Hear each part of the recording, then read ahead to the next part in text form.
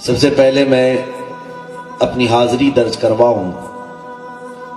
میرے رب ذوالجلال کا بڑا احسان ہے کہ جب وہ اپنے بندوں کے ساتھ کوئی خاص انعام و اکرام کی بارشیں کرنا چاہتا ہے تو اپنے محبوبوں کے دربار میں بھیج دیتا ہے۔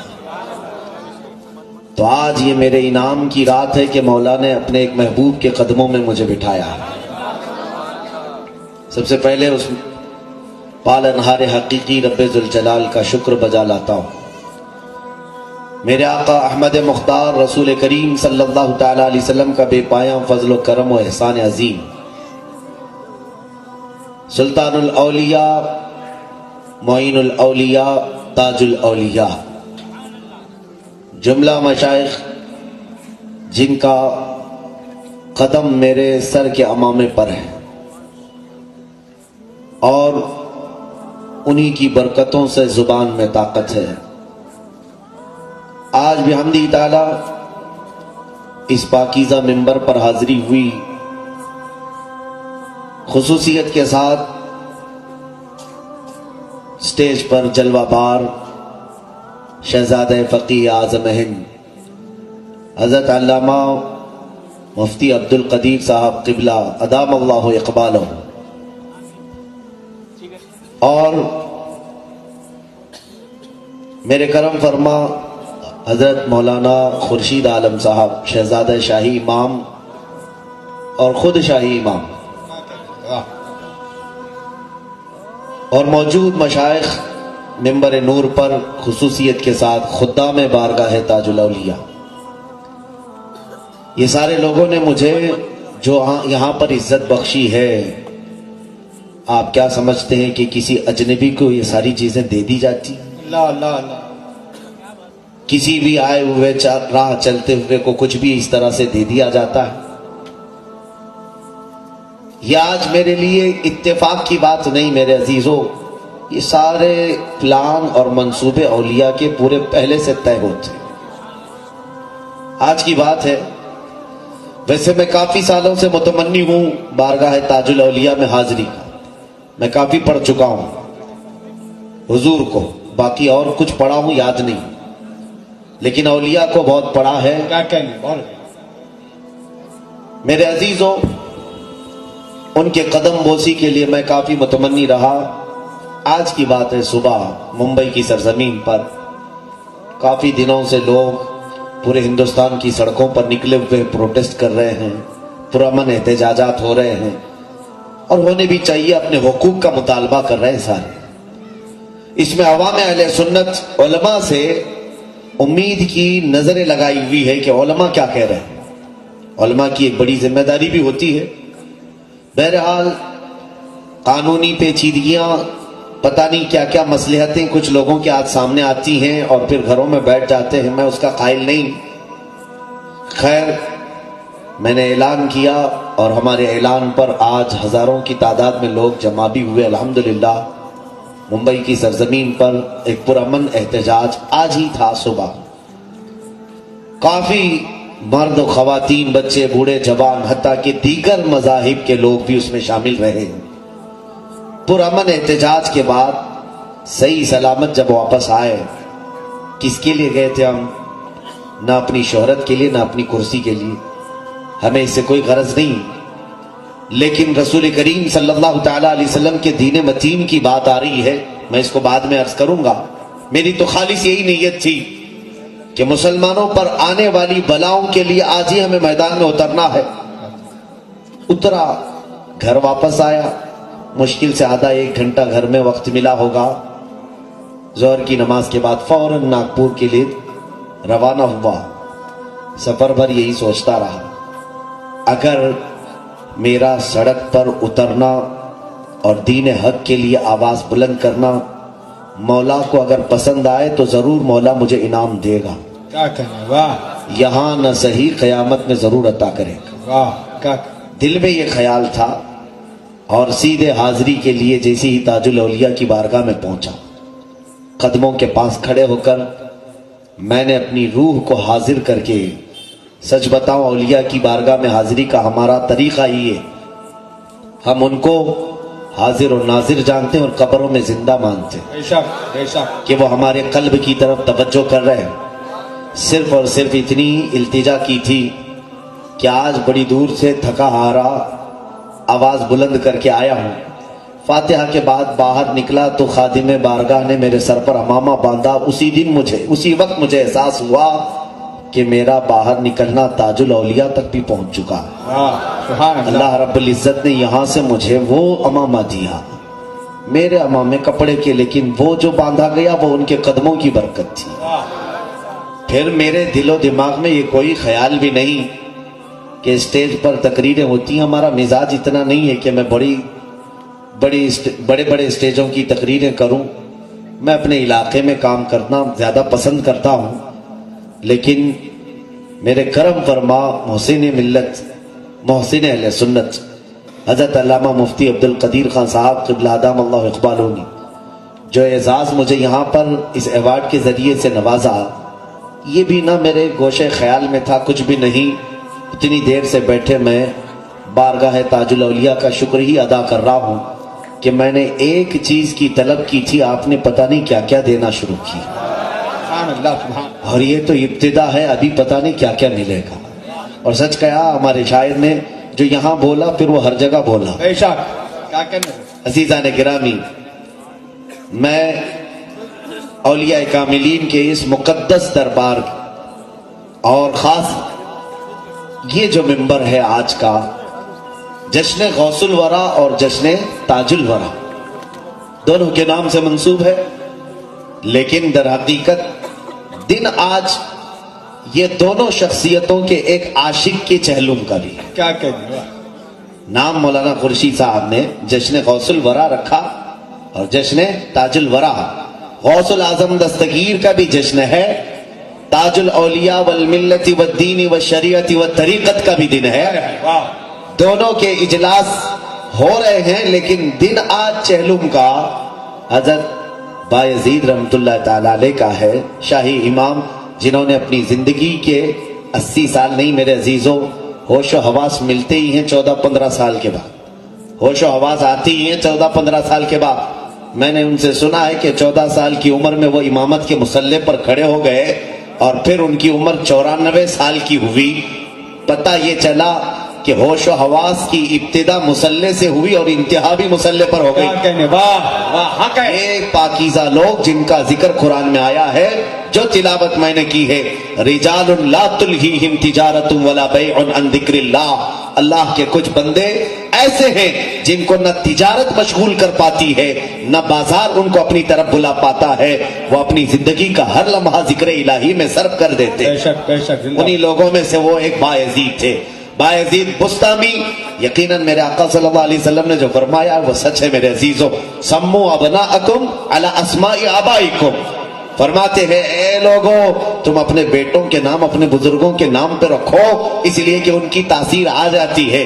وہ تاثیر تو دیکھو، یہاں بایزید کے باپ نے جو نام رکھا، ان کے والد گرامی نے جو رکھا، تو تیفور بستام سیدی بایزید بستامی جو ترک دنیا میں مشہور تھے، زہد و تقوی میں مشہور تھے، ان کے والد گرامی میں وہ تقوی آ ہی گیا۔ یہ ناموں کی برکت ہے۔ اپنے بچوں کے نام تاج الدین رکھ کر کے دیکھو، برکت نہ آئے تو پھر کہنا۔ کیا کہنے حق ہے، زندہ باد زندہ باد۔ ان اولیاء میں ان کے ناموں میں تاثیر ہے۔ عزیزان گرامی، اور سب سے بڑی بات یہ ہے کہ حضرت بایزید رحمت اللہ تعالی علیہ کا نام بھی بابا تاج الدین نے رکھا۔ سبحان اللہ ظاہر سی بات ہے یہ اولیاء کی نظریں بہت دور تک دیکھتی ہیں۔ آج جشن غوث الورا اور تاج الورا ہے، تھوڑی تھوڑی سی باتیں سن لیں، وقت کافی ہو گیا، جیسے وقت ہو جائے مجھے اشارہ کر دیں، میں زیادہ آپ کو اکتاہٹ میں نہیں ڈالنا چاہتا، اور جہاں آپ تھک جائیں آپ ہاتھ اٹھا دیں، میں بھی بند کر دوں گا انشاءاللہ العزیز، تھکانا میری عادت نہیں ہے۔ سلطان الاولیاء سیدی سندی آخائی مولائی غوث الثقلین سیدی عبد القادر الجیلانی قدس اللہ سرہ شریف، اس ولی پاک کا نام ہے جن کا نام لینے کے لیے اولیاء بھی باوضو رہا کرتے تھے، سبحان اللہ بے شک نام پاک کے لیے بھی وضو فرمایا کرتے تھے۔ آپ کا لقب محی الدین ہے، دین کو زندہ کرنے والا، اور یقیناً خود غوث اعظم نے یہ اپنا واقعہ نقل فرمایا کہ میں ایک راستے سے گزر رہا تھا، ایک مسافر کو دیکھا، بہت ہی کمزور تھا، ضعیف تھا، وہ چلتے چلتے کبھی ادھر گر جاتا کبھی ادھر گر جاتا۔ میں اس مسافر کے قریب گیا، اس کو پکڑا اور اس کو جیسے ہی میں نے دونوں ہاتھوں سے سنبھالا وہ بالکل صحت یاب ہو گیا، چہرے پر رونق آ گئی، چہرہ اس کا خوشحال ہو گیا۔ تو غوث پاک فرماتے میں تعجب سے اسے دیکھنے لگا، ابھی تو اتنا کمزور تھا، ضعیف تھا، ناتواں تھا، چل نہیں پا رہا تھا، میں نے تجھے پکڑا، کیا تو صحیح سلامت ہو گیا؟ اس مریض نے پلٹ کر کے کہا اے شیخ عبد القادر مجھے نہیں پہچانتے؟ کہا کون ہے تو؟ وہ مریض کہنے لگا میں تمہارے نانا جان کا دین اسلام ہوں، لوگوں نے مجھے کمزور کر دیا، تم نے ہاتھ لگا کر کے مجھے پھر سے زندہ۔ نعرہ تکبیر، نعرہ اسی لیے رسالت۔ آپ کا لقب محی الدین پڑا کہ دین کو زندہ کرنے والے کا نام عبد القادر جیلانی ہے۔ بے شک بے شک۔ عزیزان گرامی، سرکار غوث العظم دستگیر رضی اللہ تعالیٰ عنہ کی کرامات اتنے ہیں کہ ہماری زندگی کی اتنی راتیں بھی نہیں ہیں کہ بیان کی جا سکے۔ سلطان الاولیاء کے کشف و کرامات پوری دنیا میں ایسے مشہور ہیں، اپنے تو اپنے شیخ الوہابیہ جو منکر اولیاء ہیں، منکر تصوف ہیں، صوفیہ پر تنقید کرنے والے، شیخ الوہابیہ ابن تیمیہ نے بھی لکھا ہے کہ جتنی کثرت سے کرامات میرے پاس شیخ عبد القادر جیلانی کی پہنچی ہے کسی اور ولی کی میں نے دیکھا ہی نہیں۔ الفضل لما شہد به الاعداء، دشمن جب کسی کی گواہی دیتے ہیں تو وہ گواہی، وہ فضیلت ہی کچھ اور ہوتی ہے۔ غوث العظم دستگیر رضی اللہ تعالیٰ عنہ بچپن سے، بلکہ آپ سے خود پوچھا گیا، کچھ چیزیں میں آپ کی ہی زبان سے سنا دوں۔ آپ نے اپنے قصیدے میں جو فرمایا، وجد کے عالم میں آپ نے ایک قصیدہ پڑھا جس کو آج قصیدہ غوثیہ کہا جاتا ہے، سقانی الحب کأسات الوصال فقلت لخمرتی نحوی تعالی سعت ومشت لنعبی فی کؤوس فہمت بسکرتی بین الموالی فقلت لسائر الاخطاب لموا بحال وادخلوا انتم رجالی وهموا واشربوا انتم جنودی فساق القوم بالوافی ملالی شربتم فضلتی من بعد سکری ولا نلتم علوی واتصالی مقامکم العلا جمعا ولكن مقامی فوقکم ما زال عالی انا فی حضرت التقریب وحدی یصرفنی حسبی ذو الجلالی انا البازی اشہب کل شیخ ومن ذا فی الرجال اعطا مثالی۔ پورا قصیدہ پڑھنے میں وقت لگ جائے گا، لیکن اس قصیدے کے ایک ایک حرف میں ایک ایک موکل ہے۔ سبحان اللہ۔ غوث العظم رضی اللہ تعالیٰ عنہ کا ایک قصیدہ خود فرماتے ہیں تمام اولیاء کو مخاطب کر کے، اے گروہ اولیاء، میں نے جو جام معرفت پیا ہے، میری جام معرفت سے جو بچی تھی وہ تم نے پیا، اور اس کے بعد بھی اب تک تم میرے مقام کو نہیں پہنچ سکے۔ واہ واہ، بے شک۔ میں باز اشہب ہوں تمام اولیاء کا، حتیٰ کہ غوث العظم دستگیر رضی اللہ تعالیٰ عنہ یہاں تک فرماتے ہیں رب تبارک و تعالیٰ نے جو مجھے تاج پہنایا ہے کہ اگر میں اپنے دل کا راز کسی سمندر پر ڈال دوں تو وہ سمندر خشک ہو جائے گا، اللہ اکبر۔ اگر میں پہاڑوں پر ڈال دوں تو وہ ریزہ ریزہ ہو جائیں گے، اگر میں یہ راز دل میں موجود کسی آگ کے سامنے ظاہر کروں وہ ٹھنڈی ہو جائے، حتیٰ کہ فرماتے ہیں میں اپنے قلب کا راز کسی میت کے سامنے کھول دوں وہ اسی وقت اللہ کے حکم سے کھڑا ہو جائے، سبحان اللہ۔ اسی وقت کھڑا ہو جائے۔ اور اتنا ہی نہیں، فرماتے ہیں کہ جتنے دن اور جتنی راتیں اور جتنے مہینے ہوتے ہیں سب مجھ سے آ کر کے پہلے اجازت لیتے ہیں۔ شعبان کا مہینہ طلوع ہونے سے پہلے ہی آتا اور کہتا ہے اے سیدی عبد القادر جیلانی اب میں آنے والا ہوں، مجھے مہینے میں یہ واقعات ہونے والے ہیں۔ غوث العظم دستگیر اشارہ فرماتے ہیں مہینے آگے چلتے رہتے ہیں، یہ مہینے بھی غوث العظم کی دستگیر کی بارگاہ میں حاضری دیتے ہیں، حتیٰ کہ غوث پاک فرماتے ہیں نظرت الی بلاد اللہ جمعا کخردلۃ علی حکم اتصالی، میں سارے شہروں کو اللہ کے ایسے دیکھتا ہوں جیسے ہتھیلی میں رائی کے دانے کو دیکھتا ہوں، بے شک بے شک، سبحان اللہ۔ رائی کے دانے کو جیسے دیکھ رہا ہوں۔ آپ نے کیا فرمایا؟ اللہ کے سارے شہروں کو، اللہ کے سارے شہروں کو، یہ نہیں فرمایا زمین کے سارے شہروں کو۔ یہ شہر ناگپور ہے، ممبئی ہے، پونا ہے، یہ زمین کے شہر ہیں۔ اس کے علاوہ فقہاء نے، مفسرین نے فرمایا یہ جو تم دنیا دیکھ رہے ہو اس طرح کے 18,000 عالم اور ہیں اللہ اکبر 18,000 عالم اور ہیں، ان عالموں میں کون ہے، کیا ہے، کتنے شہر ہیں، ہم میں سے کس کو کیا معلوم؟ ہمیں معلوم نہیں، وہ اللہ والے جانتے ہیں۔ اور غوث الاعظم دستگیر فرماتے ہیں اللہ کے جتنے عالم ہیں اس میں جتنے شہر ہیں سارے شہروں کو میں رائی کے دانے کے برابر دیکھ رہا ہوں۔ بے شک سبحان اور اللہ جانتے ہیں آپ غوث پاک رضی اللہ تعالیٰ عنہ آپ کا نسب نامہ، ماں کی طرف سے بھی آپ سید ہیں، باپ کی طرف سے بھی آپ سید ہیں، بے شک معلوم ہوگا آپ کو۔ رسول کریم صلی اللہ علیہ وسلم کے ڈائریکٹ بیٹے نہیں، ڈائریکٹ پوتے بھی نہیں، ڈائریکٹ پڑ پوتے بھی نہیں، تقریباً 10 پشتوں کے بعد غوث پاک کا نام آتا ہے۔ 10 پشتے ہیں غوث پاک رضی اللہ تعالیٰ عنہ، قریب 10 اور آگے پیچھے۔ غوث پاک رضی اللہ تعالیٰ عنہ 470 کے بعد کی ولادت ہے آپ کی، حضور کے وصال کے، حضور صلی اللہ تعالیٰ علیہ وسلم کے زمانے کے 400 سال بعد کی ولادت ہے۔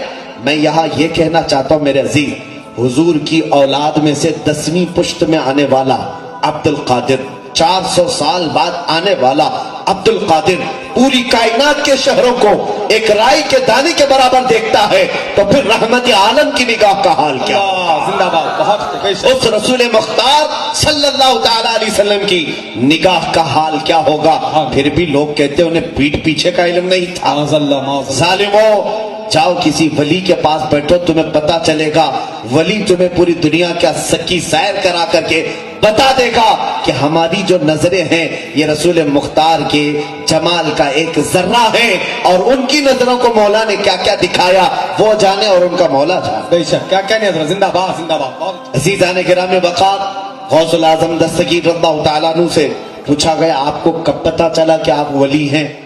کیسے پتا چلا، کب؟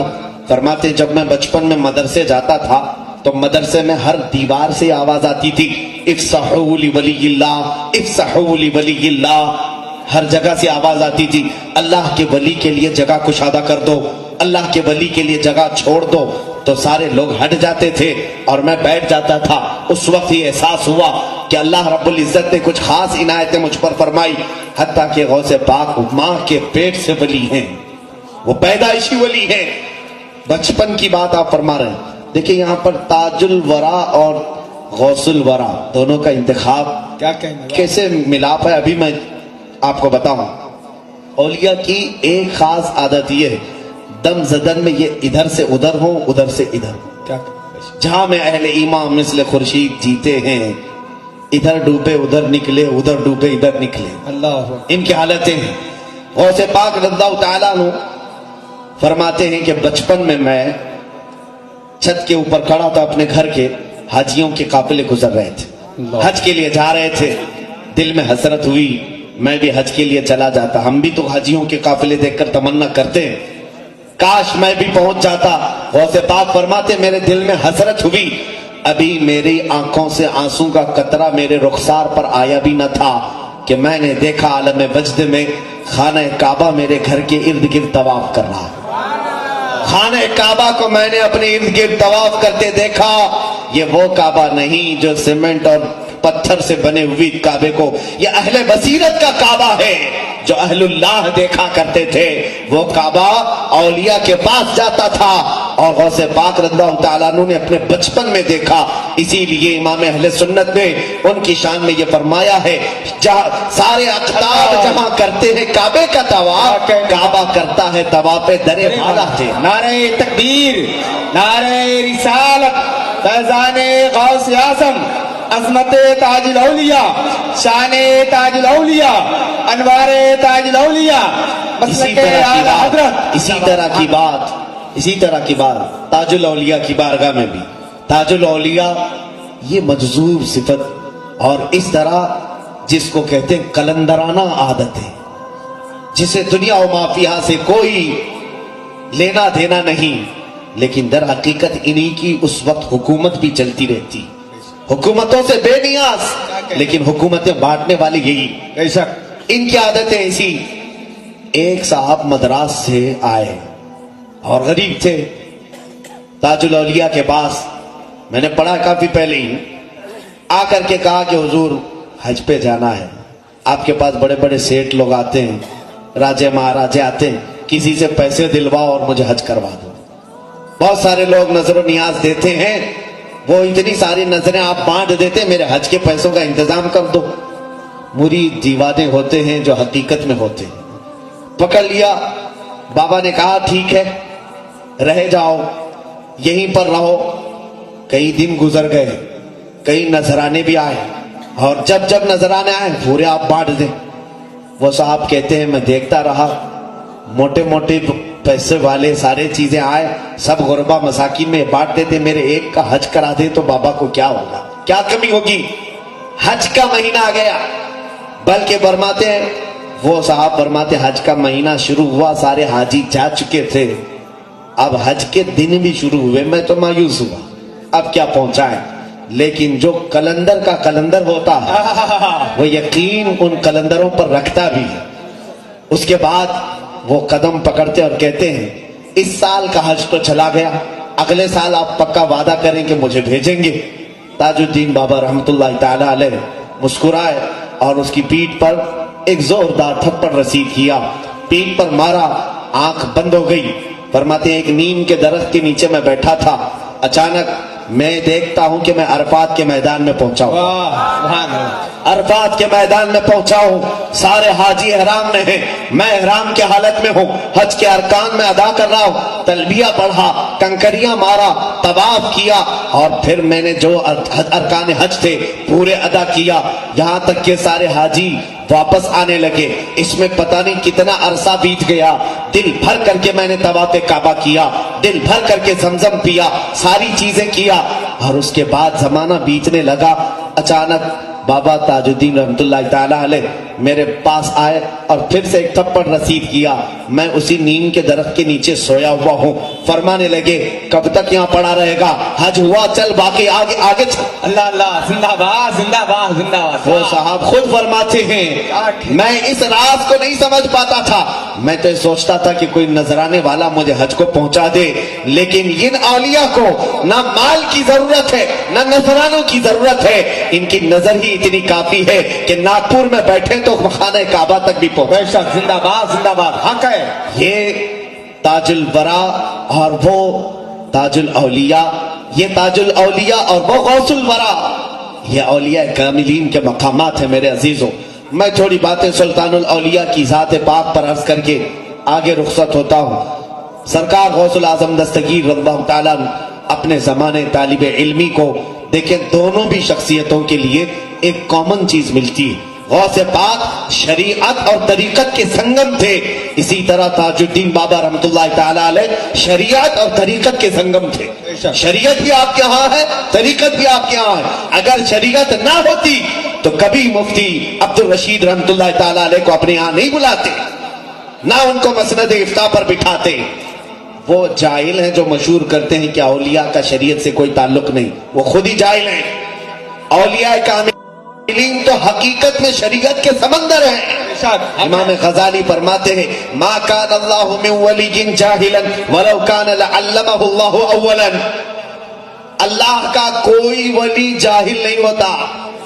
یہ اور بات ہے کہ کسی کے پاس اگر پڑھا نہیں ہے اللہ خود اسے پہلے پڑھاتا ہے، پہلے اسے علم دیتا ہے پھر ولایت دیتا ہے۔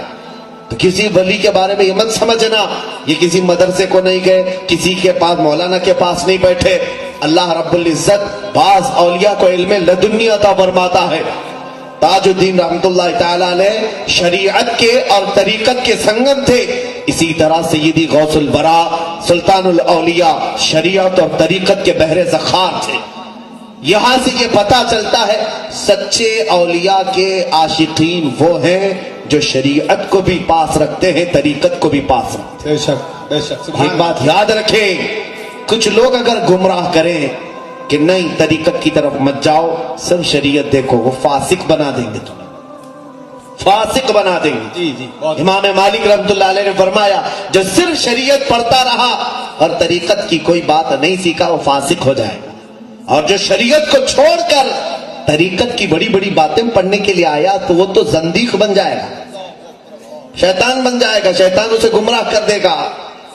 اور جو دونوں کو جمع کر دیا وہ اللہ تک پہنچ گئے۔ سبحان اللہ۔ وہ رب تک پہنچ گیا، کیونکہ میرے عزیز شریعت مولانا لوگوں کی نہیں ہے، میرے آقا صلی اللہ علیہ وسلم کی، بے شک کیا رسول پاک کی ہے۔ بے شک اور اس دروازے کو چھوڑ کر رب کی معرفت کہاں سے ہوگی؟ بخدا خدا کا یہی ہے در، نہیں اور کوئی مکر مکر جو وہاں سے ہو یہی آ کے ہو، جو یہاں نہیں تو وہاں نہیں۔ بے شک کیا کہنے حضرت، زندہ باد زندہ باد۔ رسول کریم صلی اللہ علیہ وسلم کی شریعت یہ در حقیقت میرے آقا کا دروازہ ہے، یہ چھوڑ کر معرفت تک نہیں پہنچ سکو گی۔ خیر، غوث پاک رضی اللہ تعالیٰ عنہ خود اپنے قصیدے میں فرماتے ہیں درست العلم حتی صرت قطبا ونلت السعد من مولا الموالی، میں علم حاصل کرتا رہا، علم حاصل کرتا رہا، یہاں تک کہ میں علم حاصل کرنے کے زمانے میں ہی قطبیت کے مقام کو پہنچ گیا، سبحان اللہ سبحان اللہ۔ قطب بن گئے۔ غوث پاک زمانے طالب علمی میں قطب تھے، یہ علم حاصل کرتے کرتے آج ضرورت ہے طلباء اسلامیہ کو جو مدارس میں پڑھتے انہیں بھی بتایا جائے کہ تم علم جو شریعت کا حاصل کر رہے ہو، ساتھ ہی ساتھ قناعت کا، صبر کا، توکل کا، رضا کا، ثبات کا، استقامت کا پڑھو گے تو تم زمانے طالب علمی میں بھی مقام باطن حاصل کر لو۔ کیا کہنے، بے شک لیکن آج مدارس خالی ہو گئے روحانیت سے، مدارس خالی ہو گئے تصوف سے، بہت کم الا ماشاءاللہ کوئی ہوں گے، لیکن آج ایسا کر دیا گیا ہے کہ علماء شریعت کو الگ کر دیا گیا اور ان کو بے عمل بنایا جا رہا ہے، اور خانقاہیں الگ ہو گئیں جہاں شریعت کا کوئی علم ہی نہیں رہ گیا۔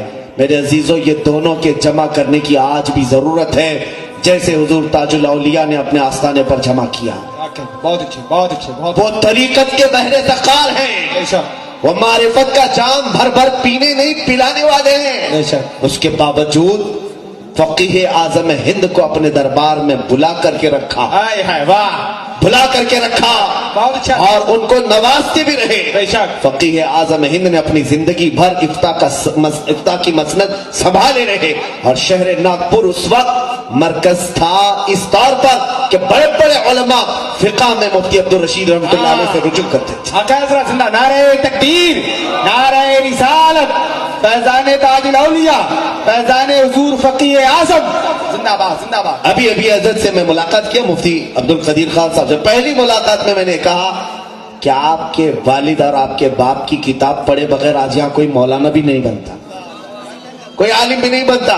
ہم مدرسے میں جاتے ہیں، پہلی کتاب جو ہمیں پکڑائی جاتی ہے تسہیل المصادر، وہ مفتی عبدالرشید صاحب کی لکھی ہوئی، آقا حضرت رحمت اللہ تعالیٰ علیہ۔ ان کی کتاب سے ابتدا ہوتی ہے، اس کا مطلب ہے کہ تمام علماء جو ہندوستان میں فارسی پڑھ کر کے ابتدا کرتے ہیں، چاہے وہ جامعہ اشرفیہ مبارک پور سے لے کر جتنے بھی بڑے ادارے ہوں، سب جگہ تسہیل المصادر ہے۔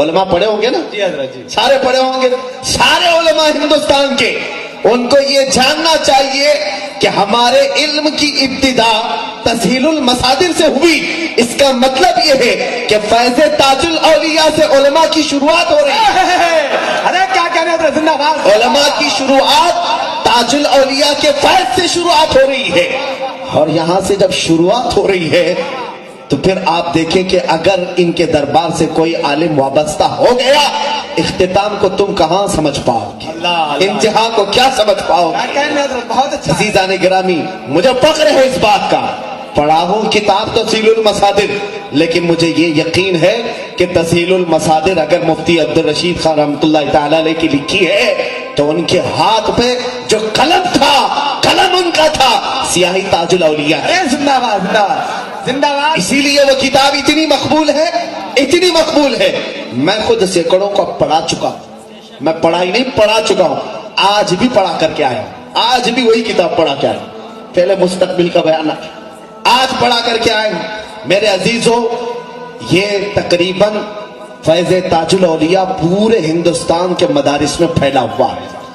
پہلی بات یہ سن لیں کہ علم کو چھوڑ کر ہماری کوئی کامیابی نہیں، حتیٰ کہ غوث اعظم نے جب فرمایا کہ میں علم حاصل کرتے کرتے قطبیت کے مقام کو پہنچا، تو پھر آپ سب اگر عاشقان غوث ہیں تو پہلے علم کی طرف توجہ کریں۔ جہالت ہماری سب سے بڑی خرابی، آج ہماری جہالت کا ہی پوری دنیا فائدہ اٹھا رہی ہے۔ کیا بہت اچھا پیغام ہے۔ یہ ایک بات یاد رکھیں، یہ NRC اور CAA کا جو خطرہ لاحق ہے نا، اس کی وجہ بھی میں آپ کو بتا دوں۔ یہ جہالت ہے. یہ جو کالے قوانین کے خلاف آج جو پروٹیسٹ ہو رہا ہے اس کے متعلق میں آپ کو ایک بات یہ صرف بتانا چاہوں, ہم کیوں ویروध کر رہے ہیں, دوسرے پتہ نہیں یہ ہم کو کہہ رہے کانگریسی ہوں گے اس لیے راستوں پر آ گئے. پاگل نہیں ہم کو پکش وپکش یہ تمام کھیل نہیں کھیلنا ہے. میں محسوس کر رہا ہوں میرے عزیزو, اس میں ہوگا کیا, چھوٹے چھوٹے گاؤں کے بھی ہم نے دورے کیے آج نہیں کافی دنوں سے. یہاں ہندوستان کے مسلمانوں میں علم کی کمی اتنی ہے کہ صرف ووٹر آئی ڈی بنانے کے لیے اپنا نام بدل دیتے ہیں. اگر کچھ لوگ ڈرا دیں ان کو, اپنا نام تبدیل کرنے کے لیے تیار ہو گئے. ہریانہ کے ایک چھوٹے سے گاؤں میں ہم گئے, وہاں کے ایک صاحب سے ملاقات ہوئی. پورے گاؤں میں جتنے لوگ ہیں پتہ نہیں کتنے, 4-5 سے ملاقات, کسی کا نام رام کرشن پتہ نہیں کئی نام, لیکن وہ کہتے ہیں ہم پیدائشی مسلمان, ہم مسلمان ہیں. ایک دو نہیں کئی گھر ہیں. کہا سرپنچ سے ڈر کر کے, پنچایت سے ڈر کر کے اگر یہ نام نہ رکھے تو نہ ہمارا ووٹر آئی ڈی بنے گا, نہ آدھار کارڈ بنے گا, کچھ نہیں بنے گا. میرے عزیزو یہی مسئلہ آئے گا این آر سی میں. انہوں نے یہ کہا 1970 سے پہلے کے پروف جس کے پاس ہیں وہ انڈین مسلم ہے, آپ کو مان لیا جائے, اور جس کے پاس نہیں ہے اس کو کہا جائے گا پاکستان سے آیا, بنگلہ دیش سے آیا ہے, افغانستان سے آیا, تم گھسپیٹی ہو, جاؤ ڈیٹینشن سینٹر میں. یہ تمام چیزیں چل رہی نا آج. لیکن اس وقت کیا ہوگا جانتے ہیں آپ, یہ 25 کروڑ مسلمانوں کی آبادی میں سمجھتا ہوں شاید 15 کروڑ کے پاس کاغذات ہوں گے پتہ نہیں. قریب دیہات میں رہنے والے 10 کروڑ کے قریب کی آبادی ایسی ہے جن کے پاس کاغذات وغیرہ کچھ نہیں اور علم بھی نہیں. وہ کیا کریں گے, انہیں جب یہ کہ ڈرا دیا جائے گا کہ تمہیں باہر کا گھوشت کر دیا جائے گا, تو سب سے پہلے یہ نہیں بھائی میں تو سکھ ہوں, نہیں بھائی میں تو ہندو ہوں, نہیں بھائی میں تو جین ہوں. یہ ارتداد کا فتنہ بھی جہالت سے شروع ہوتا ہے میرے عزیز. آدمی مرتد تک بن جاتا ہے. ہم اس قانون کا ویروਧ اس لیے کر رہے ہیں کہ ہمارے دین کے اوپر یہ مسئلہ آ گیا ہے. بعد میں یہ جو مسلمانوں کو ارتداد کے فتنے سے کون بچائے گا. عزیزہ نگرامی وقت کی نزاکت کو سمجھے. بہرحال میں موضوع سے ہٹنا نہیں چاہتا, لیکن بات یہاں جہالت کی آئی ہے تو مجھے بولنا پڑتا ہے کہ آج ہماری قوم میں سب سے زیادہ جہالت, اور یہ ہماری نہیں بلکہ کئی کمیٹیاں اس پر ریسرچ کر کے اپنی رپورٹ گورنمنٹ کو پیش کر چکی ہے. سب سے زیادہ جہالت, نہ کالجز میں ہمارا کچھ مقام, نہ مدارس اسلامیہ میں. پھر جاتے کہاں ہیں, کیا سارے کباب روٹی کھانے کے لیے ہوٹلوں پہ کھڑے رہتے, یا رات بھر انٹرنیٹ چلانے کے لیے پب جی گیم کے لیے تمہاری زندگی ہے. میرے عزیزو آج نوجوان اکثریت کے ساتھ ہمیں تباہ کیا گیا ہے. سب سے زیادہ آج نشہ مسلمان قوم میں بیچا جا رہا ہے, سب سے زیادہ ہمارے محلوں میں فروخت ہو رہا ہے. تم نہیں جانتے کہ یہ در حقیقت ایک سازش ہے کہ تمہیں نکما بنا دیا جائے, تمہیں آوارہ کر دیا جائے, تم کسی کے بارے میں بولنے کی طاقت تک نہ رکھو. آج نہ اٹھے تو کل تمہیں مردوں میں شمار کیا جائے گا. ایک بات ہی یاد رکھ لے, جہالت سے توبہ کرے. ارے میرے عزیزو علم کی کوئی عمر نہیں ہوتی. آج میری بات سے اگر آپ سہمت ہیں, آج بھی آپ پڑھ سکتے ہو, آج بھی پڑھ سکتے ہو. شیخ سعدی رحمت اللہ علیہ فرماتے 60 سال کے بعد تو میں نے پڑھنا شروع کیا ہے. پڑھے ہوں گے, بہت کچھ پڑھے ہوں گے, لیکن وہ جس علم کے بارے میں فرما رہے ہیں, میری عمر بیت چکی تھی. 80 سال کی عمر میں پڑے ہوئے مشائخ کا بھی ذکر ہے ہمارے پاس. یہ عمر نہیں ہوتی, لیکن علم سے دور نہ جاؤ. علم اگر تمہارے پاس نہیں ہے تو تمہیں کوئی چیز پتہ نہیں ہوگی. ایسا ہی آدمی ہے جیسے ایک اندھیرے کمرے میں بیٹھا, کہیں سے اجالا نہیں, ساری کھڑکیاں بند, دروازے بند. تمہارے سامنے 2 برتن لا کر کے رکھ دیے جائیں, ایک میں کیچڑ ہے اور ایک میں حلوہ ہے. دونوں میں ہاتھ پڑے گا کہ نہیں پڑے گا؟ کبھی کیچڑ کھائے گا, کبھی حلوہ کھائے گا. کیوں؟ دکھتا کچھ نہیں ہے. یہی مثال جاہل کی ہے. جب علم نہیں ہوتا حرام بھی کھاتا ہے, حلال بھی کھاتا ہے, پتہ ہی نہیں ہوتا. علم ایک نور ہے جو اسے تمیز سکھاتا ہے, اخلاق سکھاتا ہے اور رب کی معرفت دکھاتا ہے. بے شک بے شک. علم سے دور ہو کر کے کوئی ولایت کے مقام کو نہیں پہنچ سکتا. بے شک. آؤ سلطان الاولیاء غوث پاک کی بات بتاؤں. ان کی ماں نے آپ کو جب بغداد سے بھیجا, آپ کی عمر قریب 16-17 سال کی ہوگی, جب بغداد تشریف لائے تو فرماتے ہیں میرے پڑھنے کے زمانے میں ایسے حالات تھے کہ کئی دن تک میں فاقے کی گزارتا تھا. بڑے امیر لوگ پڑھتے تھے لیکن میرے پاس کھانے کی کوئی چیز نہیں رہ جاتی. اکثر ایسا ہوتا کہ میں درخت کے پتے کھا کر پورا دن گزارتا. کون کہہ رہا ہے؟ جس کے نام پر آج ہم بڑی بڑی 11ویں کھا رہے ہیں. پڑھنے کے زمانے میں فرماتے پتے کھا لیتا. غوث پاک نے یہ بھی فرمایا کہ جب شدت کی بھوک لگتی تو میں دریائے دجلہ کے کنارے جاتا. کس لیے؟ فرماتے ہیں امیر لوگ کھانا کھا کر چھوڑ دیتے تھے, میں وہ دیکھنے کے لیے جاتا کہ اس میں سے کچھ کھا لوں. فرماتے ایک بار گیا دریائے دجلہ کے کنارے کہ لوگ چھوڑ چکے ہوں گے تو دیکھا مجھ سے پہلے 70 فقیر وہاں بیٹھے ہوئے. میری غیرت گوارا نہ کی کہ میں ان کا حق ماروں, بھوکا واپس آ گیا. یہ غوث پاک کے زمانے طالب علمی کی بات. آج مزے سے بوٹیاں روٹیاں کھا کر کے بھی ہم ایک شریعت کا مسئلہ نہیں سیکھنا چاہتے, قرآن کی ایک آیت نہیں پڑھنا چاہتے. ہم کیسے عاشقان اولیاء میں شامل ہیں میرے عزیز. بیداری یہ پیدا کرو کہ تمہارا بچہ یہ نہیں کہ دوسرے نعرے لگائیں, بلکہ ہمارے مشائخ نے نعرہ دیا آدھی روٹی کھائیں گے بچوں کو پڑھائیں گے, بچوں کو پڑھائیں گے. اس لیے کہ علم کے بغیر کوئی بھی چیز نہیں دنیا میں. یہ میرے آقا صلی اللہ علیہ وسلم کا فیض ہے. میرے عزیزو, جب مدینہ طیبہ میرے آقا آئے تھے معلوم ہے, جاہل سب پورے ہر جگہ بھرے ہوئے تھے. پورے مدینے میں صرف 6 لوگوں کو لکھنا آتا تھا. کتنے؟ 6 لوگوں کو خالی لکھنا آتا تھا. رسول کریم صلی اللہ تعالی علیہ وسلم 10 سال اپنی ظاہری زندگی بتائیں مدینہ طیبہ میں. 10 سال. جب آپ کے وصال کا وقت ہوا 80,000 صحابہ کو لکھنا آتا تھا. سبحان اللہ. 80,000 کے ہاتھوں میں قلم تھا. سبحان اللہ. سبحان کتنا بڑا ریولیوشن ہے, کتنا بڑا انقلاب ہے. شاید میں زندگی بھر پڑھاؤں تو اتنے شاگرد نہیں بنا پاؤں جو 10 سال میں میرے آقا صلی اللہ علیہ وسلم نے علم معرفت, علم طریقت, علم شریعت کا بحر ذخار انہیں بنایا تھا. حضور نے علم بانٹا ہے, بلکہ ہمارے قرآن کی پہلی آیت ہی اقرا سے شروع ہوتی ہے. پڑھو, یہاں سے شروع ہوتی ہے. لیکن اگر وہی قوم جاہل رہے افسوس ہوتا ہے میرے عزیز, افسوس ہوتا ہے. میں آپ کو آج دعوت یہ بھی دوں گا کہ جہالت کے اڈوں سے باہر نکلو. آپ مطالعہ کر. آج آپ کے ہاتھ میں موبائل ہے, بہت اچھی چیز ہے میرے عزیز, بہت اچھی ہے. جہاں یہ زہر ہے وہیں تمہارے لیے بہت ساری اثر بھی ہے. اس موبائل میں ہزاروں کتابیں, اس موبائل میں انٹرنیٹ میں جاؤ, پوری حدیثیں ہیں, پوری تفاسیر ہیں, سب کچھ ہے. دنیا نے اور آسان کر دیا تمہیں. دیکھو, مطالعہ کرو, علم حاصل کرو. جاہلوں سے سن کر جاہل بن کر نہ رہو. غوث پاک فرماتے ہیں جس دن دریائے دجلہ سے میں واپس آیا, سنیے, غوث پاک صرف کرامتیں سنتے ہیں نا, ٹھوکر سے مردے زندہ ہونا یقیناً وہ ان کا مقام ہے, لیکن اس مقام تک پہنچنے سے پہلے جو مشقتیں آپ نے اٹھائی ہیں وہ بھی تو بیان ہونا چاہیے. کیا کہنا صحیح ہے. وہ مصائب جو آپ نے برداشت کیے ہیں وہ بھی بیان ہونے چاہیے. فرماتے ہیں کہ میں بھوکا ایسے آیا کہ میرا پیٹ پیٹ سے لگ رہا تھا, اتنی بھوک تھی. ایک مسجد میں آ کر کے سو گیا. قریب کی ایک مسجد تھی, اور جیسے ہی میں وہاں لیٹا, ظہر کا وقت تھا, دیکھا تھوڑی دیر کے بعد ایک تاجر مسجد میں داخل ہوا. تجارت کرنے والا, بغداد میں بہت آتے تھے.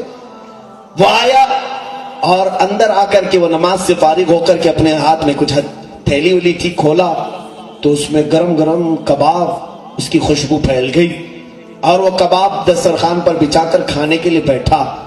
غوث پاک فرماتے میری نظریں اس طرف گئی تو اس نے مجھے دیکھا اور کہا بیٹا آ جاؤ دسترخوان میں شریک ہو جاؤ.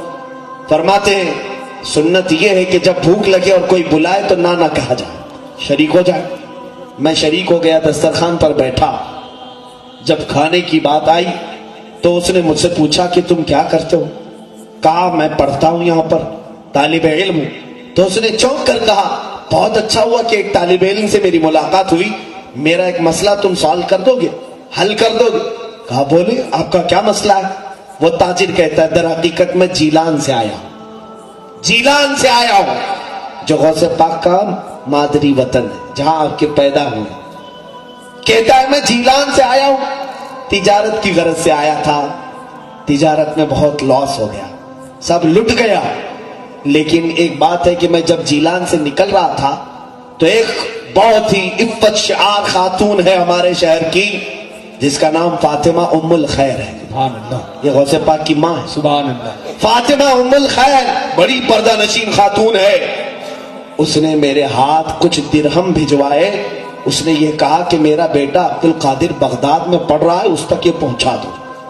تو میں وہ لے کر کے تو آیا، لیکن یہاں اتنے دن رہا، تجارت میں پورا خسارہ ہو گیا، مال ختم ہو گیا۔ اخیر میں میرے پاس صرف وہی درہم بچے تھے۔ بھوک کی اتنی شدت تھی کہ انہی درہموں سے میں ایک کباب خرید کر کے لے آیا۔ یہ جو ابھی کھا رہا ہوں یہ اسی بچے کے پیسوں کے کباب ہیں، میں وہ کھانے کے لیے بیٹھا ہوں۔ تم مجھے یہ مسئلہ بتاؤ، کیا میرا یہ کباب کھانا ابھی جائز ہے؟ غوث پاک نے فرمایا ہاں جائز ہے، کباب کھانا آپ کے لیے جائز ہے۔ کھا لیے۔ پورا کباب کھانے کے بعد اس نے پوچھا یہ مسئلہ مجھے بتاؤ کہ آپ نے کہاں پڑھا ہے؟ کسی کے بھی کباب کو کھانے کی آپ اجازت کیسے دے سکتے ہیں؟ غوث پاک نے فرمایا جس عبد القادر کو تم ڈھونڈ رہے ہو وہ عبد القادر میں۔ اللہ اکبر، اللہ اکبر۔ وہ شرمندہ ہو گیا، کہا کہ پہلے بتائے ہوتے تو میں سارے کباب تمہارے حوالے کر دیتا، اس کے تم ہی مالک تھے۔ غوث پاک نے فرمایا میں کسی کو کھلانے کے وقت اسے شرمندہ کر کے کھلانا نہیں چاہتا۔ اللہ اکبر۔ یا اولیاء کی شان ہے تو دیتے بھی ہیں تو احسان نہیں جتاتے، ہاں بے شک بے شک۔ مجھے شرمندگی نہ ہو۔ عزیزان گرامی، غوث پاک اپنے طالب علمی کے زمانے کی حالات بیان کر رہے ہیں۔ کباب بھی کھا لیے، پیسے بھی ختم ہوئے، پوری زندگی اسی طرح کی چلی، حتیٰ کہ اتنی مشقتیں آپ نے اٹھائی۔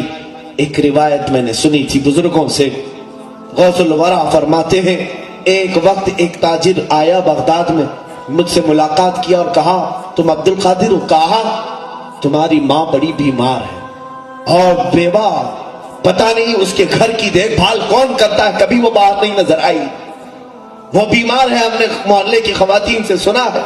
غوث پاک کو رقت طاری ہو گئی، اپنی ماں کی یاد آ گئی، کئی سال بیت چکے تھے بغداد میں، رونے لگے، برداشت نہیں ہوا تو رات کو ہی سامان اٹھایا اور نکل پڑے۔ ماں بیمار ہے۔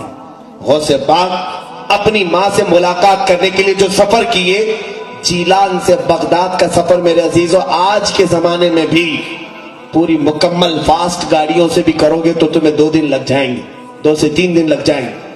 وہ زمانہ مہینے بھر کی مسافت کا تھا۔ جب جیلان پہنچے اپنے پرانے گھر، رات کا وقت تھا، دروازہ کھٹکھٹایا، ماں اندر سے ہلکے ہلکے قدموں سے آئی، آواز آئی کون ہے؟ کہا عبد القادر۔ ماں نے اپنے بیٹے کا یہ لہجہ سنا، ظاہر سی بات ہے کس ماں کا کلیجہ نہیں دہل جائے گا، اپنے اتنے دیر کے بعد آئے ہوئے بچے کو کون نہیں دیکھنا چاہتی ماں۔ لیکن پہلا سوال اس فاطمہ ام الخیر نے یہ کیا، بیٹا عبد القادر تعلیم مکمل کر کے آئے یا ادھوری چھوڑ کے آئے؟ دروازہ کھولے بغیر پہلا سوال یہ۔ کروڑوں سلام تربت ام الخیر پر جو غوث کی ماں ہے۔ غوث پاک نے باہر سے کہا ماں ابھی تعلیم مکمل تو نہیں ہوئی لیکن تمہاری یاد ستانے لگی، آ گیا کہ ملاقات کر لوں پھر میں واپس چلا جاؤں گا بغداد۔ ماں نے اندر سے کہا عبد القادر ملاقات کی ضرورت نہیں، جاؤ تمہاری اور ہماری ملاقات انشاءاللہ قیامت کے دن ہوگی۔ فرماتے ہیں ماں نے دروازہ نہیں کھولا، میں الٹے پاؤں واپس پلٹ آیا، بغداد آیا، گھر تک پہنچ کر ملاقات نہیں کی۔ بغداد جب واپس آیا تو تعلیم حاصل کرتا رہا، یہاں تک کہ ایک بار پھر ایک جیلان کا تاجر آیا، مجھ سے ملاقات کیا اور اس نے کہا عبد القادر مہینہ ہو گیا تمہاری ماں کا انتقال ہو چکا، جنازہ ہم نے پڑھا اور دفن کر دیا۔ یہ ہے غوث الورا کی طالب علمی کی زندگی۔ آج ہم آرام دہ بستروں میں سو کر کے سوچتے ہیں سارا علم ہمارے دماغ میں ایسی ڈل جائے۔ وہ بڑے بڑے اولیاء تاج الدین بابا رحمت اللہ تعالی علیہ کیا کہیں پڑھے نہیں تھے؟ یہ بھی اپنے اساتذہ کے پاس وقت بتائے ہیں۔ اولیاء کاملین اس کو عیب نہیں سمجھتے کسی استاد کے پاس زانو ادب طے کرنے کو. غوث الاعظم دستگیر رضی اللہ تعالیٰ عنہ علم شریعت اتنے دنوں تک حاصل کرتے رہے. اس کے بعد فرماتے ہیں 40 سال جنگلات میں نے دن گزارے ہیں, اور وہ بھی کس طرح سے؟ انگور کے ایک دانے سے سحری کرتا اور پانی سے تھوڑے سے پانی سے افطار کرتا. پوری اتنے سال بتائے, اور اس کے بعد غوث پاک رضی اللہ تعالیٰ عنہ مخلوق خدا کی ہدایت کے لیے شہر میں آئے, اور وہ بھی یوں ہی نہیں آئے. فرماتے ہیں میں آیا, مسجد میں سویا بغداد میں نے دیکھا خواب میں میرے آقا تشریف لائے. کہا عبد القادر اٹھو, نصیحت کرو لوگوں کو.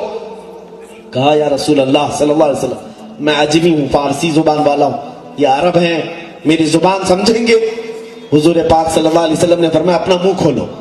میں نے منہ کھولا تو حضور نے 7 بار میرے منہ میں اپنا لعاب ڈالا. تھوڑی دیر گزری تھی, میں ابھی لیٹا تھا, مولا علی کرم اللہ وجہہ الکریم آئے.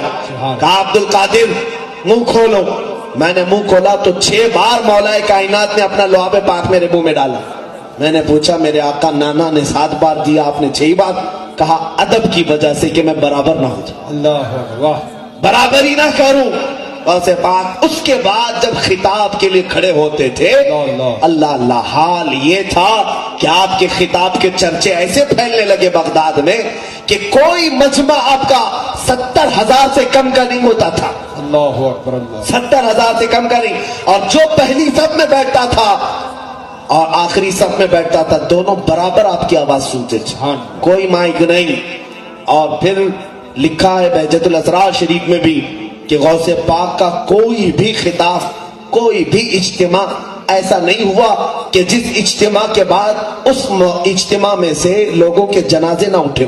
اللہ اکبر, اللہ ہر خطاب کے بعد کتنوں کی روح چلی جاتی عالم وجد میں, کتنے بے ہوش گرے رہتے تھے, کتنے اپنے کپڑے پھاڑ لیتے تھے, توبہ کرتے تھے.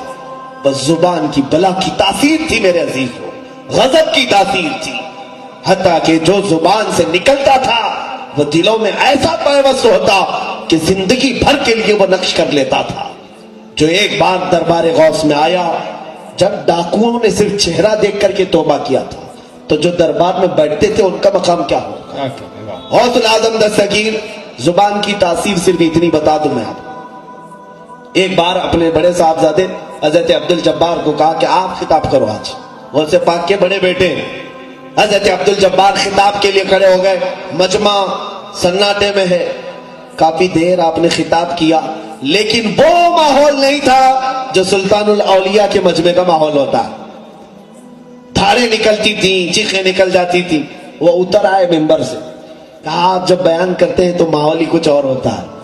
غوث پاک نے فرمایا بیٹھو تم, میں بیٹھ کھڑا ہوتا ہوں, میں ممبر پر جاتا ہوں.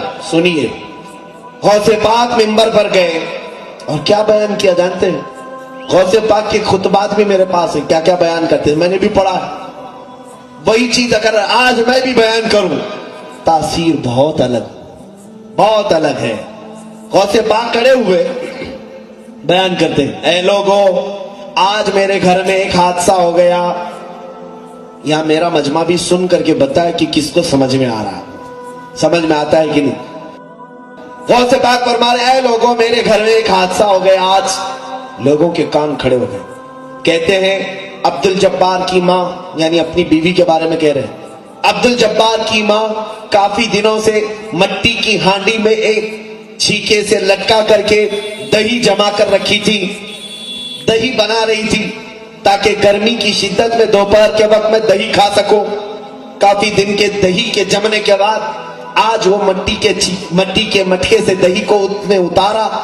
میں گھر میں ابھی پہنچا نہیں تھا کہ ایک بلا آیا اور پنجہ مارا, مٹکا ٹوٹ گیا, دہی بہ گیا. مٹکا ٹوٹ گیا, دہی بہ گیا. بتاؤ, اتنا سننا تھا کہ پورا مجمع چیخیں مارنے لگ گیا, سارے رونے لگ گئے, کپڑے پھٹ گئے لوگوں کے. مجھے بتاؤ یہ کیا ہے؟ دہی بہ گیا, مٹکا ٹوٹا, تو لوگ کیوں رو رہے ہیں؟ کیا ہے اس بیان میں ایسا؟ میرے عزیزوں, سننے والے بھی اہل اللہ ہوتے تھے, سننے والے بھی اہل اسرار میں سے ہوتے تھے. اس لیے کہ غوث پاک جو بیان کر رہے تھے वो अपने घर का किस्सा नहीं, दही हांडी का मसला नहीं था। दर हकीकत वो इशारे में ये समझा रहे थे, लोगों दुनिया की जिंदगी ऐसी होती है कि इंसान माल जमा करता है, माल जमा करता है, माल जमा करता है, इतना जमा कर लेता है कि खाने का वक्त आया होता है, उससे पहले मलकुल मौत आता है, पंजा मारता है, रूह लेकर चला जाता है। अल्लाहु अकबर, अल्लाहु अकबर, अल्लाहु अकबर। ये बयान करना चाह रहे थे गौसे पाक। यही होता है, हम जमा करते हैं, सेहत बर्बाद करके जमा कर लिया, दिन रात की ड्यूटी करके पैसा जमा किया, खाने के वक्त शुगर आ गई, शक्कर भी नहीं खा पाए, बीपी आ गई, नमक भी छोड़ दिया, अरे निगलने के लिए लुकमे भी नहीं जाते, फिर वो वक्त भी आ जाता है, माल धरा का धरा रह गया, मलकुल मौत हमारी रूह लेकर चल पड़ा। अल्लाहु अकबर, अल्लाहु अकबर। गौसुल आजम दस्तगीर के इतनी सी बात में इतनी तासीर थी कि लोग रोने लग जाते थे। मेरे अजीजों, गौसे पाक की करामात बेशुमार हैं, लेकिन मैंने करामात से ज़र्ब नजर कुछ वो बातें बताई जो हमारे लिए जरूरत। ये तासीर आती कहां से? ये जुबान की तासीर कैसे आती? ये जुबान की तासीर कैसे आएगी? औलिया की जुबान में जो होती। बाबा जो बोलते थे ताजुल औलिया, बोलने की देर नहीं होती थी कि काम हो जाता था। क्या आपने नहीं सुना? नागपुर वाले अगर ताज बाबा को ना सुने हो तो सबसे बड़ी जहालत है, सबसे बड़ी जहालत है। आप जो फरमाते, हत्ता कि एक औरत आई, एक साहब है, वो कहते हैं मेरी बीवी बहुत ही बीमार हुई, ला इलाज मर्ज में मुब्तला थी, डॉक्टरों ने कहा कि जो खाए खिला दो पिला दो, हो गया इसका ट्रीटमेंट खत्म हो गया। तो वो साहब कहते हैं मैं अपनी कमजोर औरत को लेकर के बाबा के पास आया, बाबा ने देखा और उनकी जो जुबान होती है, हो जी, आपने फरमाया अभी नहीं मरते, ठंडे खाते, ठंडे पीते और जीते। वाह वाह वाह वाह वाह, सुभान अल्लाह। इतना फरमाया। वो साहब कहते हैं मैं देखा मेरी बीवी बिल्कुल सेहतमंद है और उठी, कई साल जी। बेशक आपकी जुबान से भी निकला, सारे अतिब्बा ने कहा लाइलाज है, और इस कलंदर की जुबान से निकला सारा इलाज हुआ। वाह। जुबान की तासीर आती कैसे? एक बात याद रखें, जुबान में जो तासीर आती है, ये औलिया जो बोलते हैं, जुमले बोले और असर हो जाए, हम हजार बोले कुछ ना असर हो। हजरत निजामुद्दीन औलिया की बारगाह में एक साहब आए, कहा कि हुजूर मेरी बेटी की शादी है, कुछ कर दें। कहा जा कुछ पत्थर ढेला लेके आ जा, कुछ मिले। वो कहते मैं 3 ढेले लेके आया, 1 ढेला 2 ढेले 3 ढेले जो भी ले आए। महबूब इलाही निजामुद्दीन औलिया ने 3 बार कुल वल्लाह पढ़ा, उस पर दम कर दी, ले जा तेरी बेटी की शादी कर, और भी ऐसे जी। कहा मैं ढेले लिया तो देखा वो सोना बने हुए थे, सोने के थे। बेचा तो इतना माल आया कि बड़ी शादी भी रचाई, घर भी खरीदा। लेकिन वो साहब कहते हैं नुस्खा तो मिल गया था, सामने देखा था 3 बार कुल वल्लाह तो पढ़ना है, घर में जाकर बहुत सारे ढेले जमा कर लिए और रात भर बैठ करके कुल वल्लाह कुल वल्लाह कुल वल्लाह पढ़ता रहा। 1000 बार हो गया, बार बार आंख खोल के देखे तो ढेला ही है। दूसरे दिन आया, कंफ्यूजन तो नहीं हो गया, सुनने में मुझे गलती तो नहीं हुई? पूछा बाबा महबूब इलाही से, मैं आया था आपके पास एक बार, आपने ढेले पर क्या पढ़ा था? कहा कुल वल्लाह पढ़ा था। कहा कितनी बार पढ़ा था आपने? कहा 3 बार। अजीब बात है, मैं 1000 बार पढ़ा, ढेला कुछ भी नहीं बदल रहा। महबूब इलाही ने फरमाया तेरी जुबान और है, मेरी जुबान और है, तेरी जुबान अलग है, मेरी जुबान अलग है। उसको एक मैं अकली मिसाल से अगर समझा दूं, अकल की आने वाली मिसाल, आप देखें बंदूक की गोली मुश्किल से 50 ग्राम की होती है, 100 ग्राम की समझ लें। देखा होगा या नहीं देखा होगा पता नहीं आपने, पीतल की हो, तांबे की हो, जिसकी भी हो, वो बंदूक की गोली 50 ग्राम की, 100 ग्राम की लो हाथ में, आप उठा करके देख ले, और वो हाथ में लेकर किसी को मारो, मर जाएगा आदमी? ज्यादा से ज्यादा थोड़ी चोट लगेगी, इतना ही होगा ना। लेकिन उसी गोली को बंदूक में रख के मारो, फिर तो वो जान से हाथ धो बैठेगा। तो मेरे हाथ की क्या गलती थी? बात यही की है कि बंदूक में वो कमाल है कि बारूद को वो आग बना डालती है, मेरे हाथ में वो चीज नहीं। इसी तरह हमारी जुबानें और हैं जो जुमले बोलती हैं, और उनकी जुबानों से जो जुमले निकलते हैं, कभी वो सोना बनाते, कभी चांदी बनाते। जिंदाबाद जिंदाबाद। इसीलिए वो पत्थरों को भी देखा उन्होंने तो गौहरे नायाब बनाया, जाहिलों को देखा तो आलिम बाअमल बनाया, दुर्वेश फकीर को देखा तो अमीर गनी बनाया, और फिर किसी आम को देखा तो विलायत के मकाम को भी पहुंचाया। अजीजा ने गिरामी, गौसुल आजम दस्तगीर रज़ियल्लाहु ताला अन्हु की ये जुबान की तासीर, औलिया की जुबान की तासीर, मैं ये कह रहा था कैसे आती है। मेरे आका सल्लल्लाहु अलैहि वसल्लम ने फरमाया है कि दो चीजें तुम पाबंदी कर लो, तुम्हारी हर दुआ कबूल हो जाए। दो चीजें, ये एक सहाबी को हुजूर ने तालीम दी। उन्होंने पूछा या रसूल अल्लाह कौन सी चीज आप बता दें। फरमाया मेरे आका ने, हलाल खाओ और सच बोलो, हलाल खाओ सच बोलो, दो चीजें तुम पाबंदी कर लो, फिर देखो तुम्हारी जुबान में तासीर कितनी आती है। जिस जुबान से हराम लुकमा चला गया हो, जुबान की तासीर खत्म। जिस जुबान पर झूठ, गाली गलौज, चुगली, गीबत, उसकी तासीर कहां से आएगी। या औलिया कामिलीन है जो अपने होशो हवास से लेकर अपने आखिर उम्र तक हराम लुकमा तो दूर की बात है, शुबा वाली चीज से भी बचते थे, शुबा वाली चीज से भी। और इनकी जुबानों से झूठ तो दरकिनार है, ये मजाक भी किसी के साथ नहीं करते थे। अजीजान गिरामी, इसलिए जुबान की वो तासीर थी कि गुफ्ते खुदा बुअत, क्या उनका कहना अल्लाह का कहना हो जाता है। ये तमाम औलिया कामिली जो इस सरजमीन पर आए, खुद सुल्तानुल औलिया गौसुल आजम दस्तगीर रज़ियल्लाहु ताला अन्हु और ताजुद्दीन बाबा रहमतुल्लाह ताला अलैह की सीरत पर बहुत कुछ आपने हज़रत अहमद अब्दाल शाह साहब और दीगर उलमा से आपने समाअत कर ही लिया। मेरा छोटा मुंह, मैं क्या बड़ी बात करूं, मैं तो यहाँ भीख लेने के लिए आया हूं और उन्होंने मुझे अपने दरबार में बिठा करके बुलवाया, यही बड़ी बात है। ताजुल औलिया रहमतुल्लाह ताला अलैह, एक करामत आपको मैं और बता दूं, कॉमन गौसे पाक की और ताजुल औलिया दोनों की। अल्लाह ने अपने औलिया को एक खासियत और अता की, सुन लीजिए। इन औलिया को एक करामत ये मिलती है जिसको कहते तയ്ये ज़मान तയ്ये मकान, यानी अल्लाह रब्बुल इज्जत जमीन को इनके लिए घेर देता है और वक्त को लपेट कर दे देता है।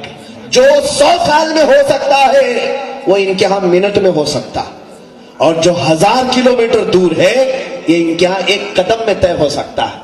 ये औलिया की खास करामत है। गौसे पाक की भी सेम है, ताजुल औलिया की भी ऐसी है।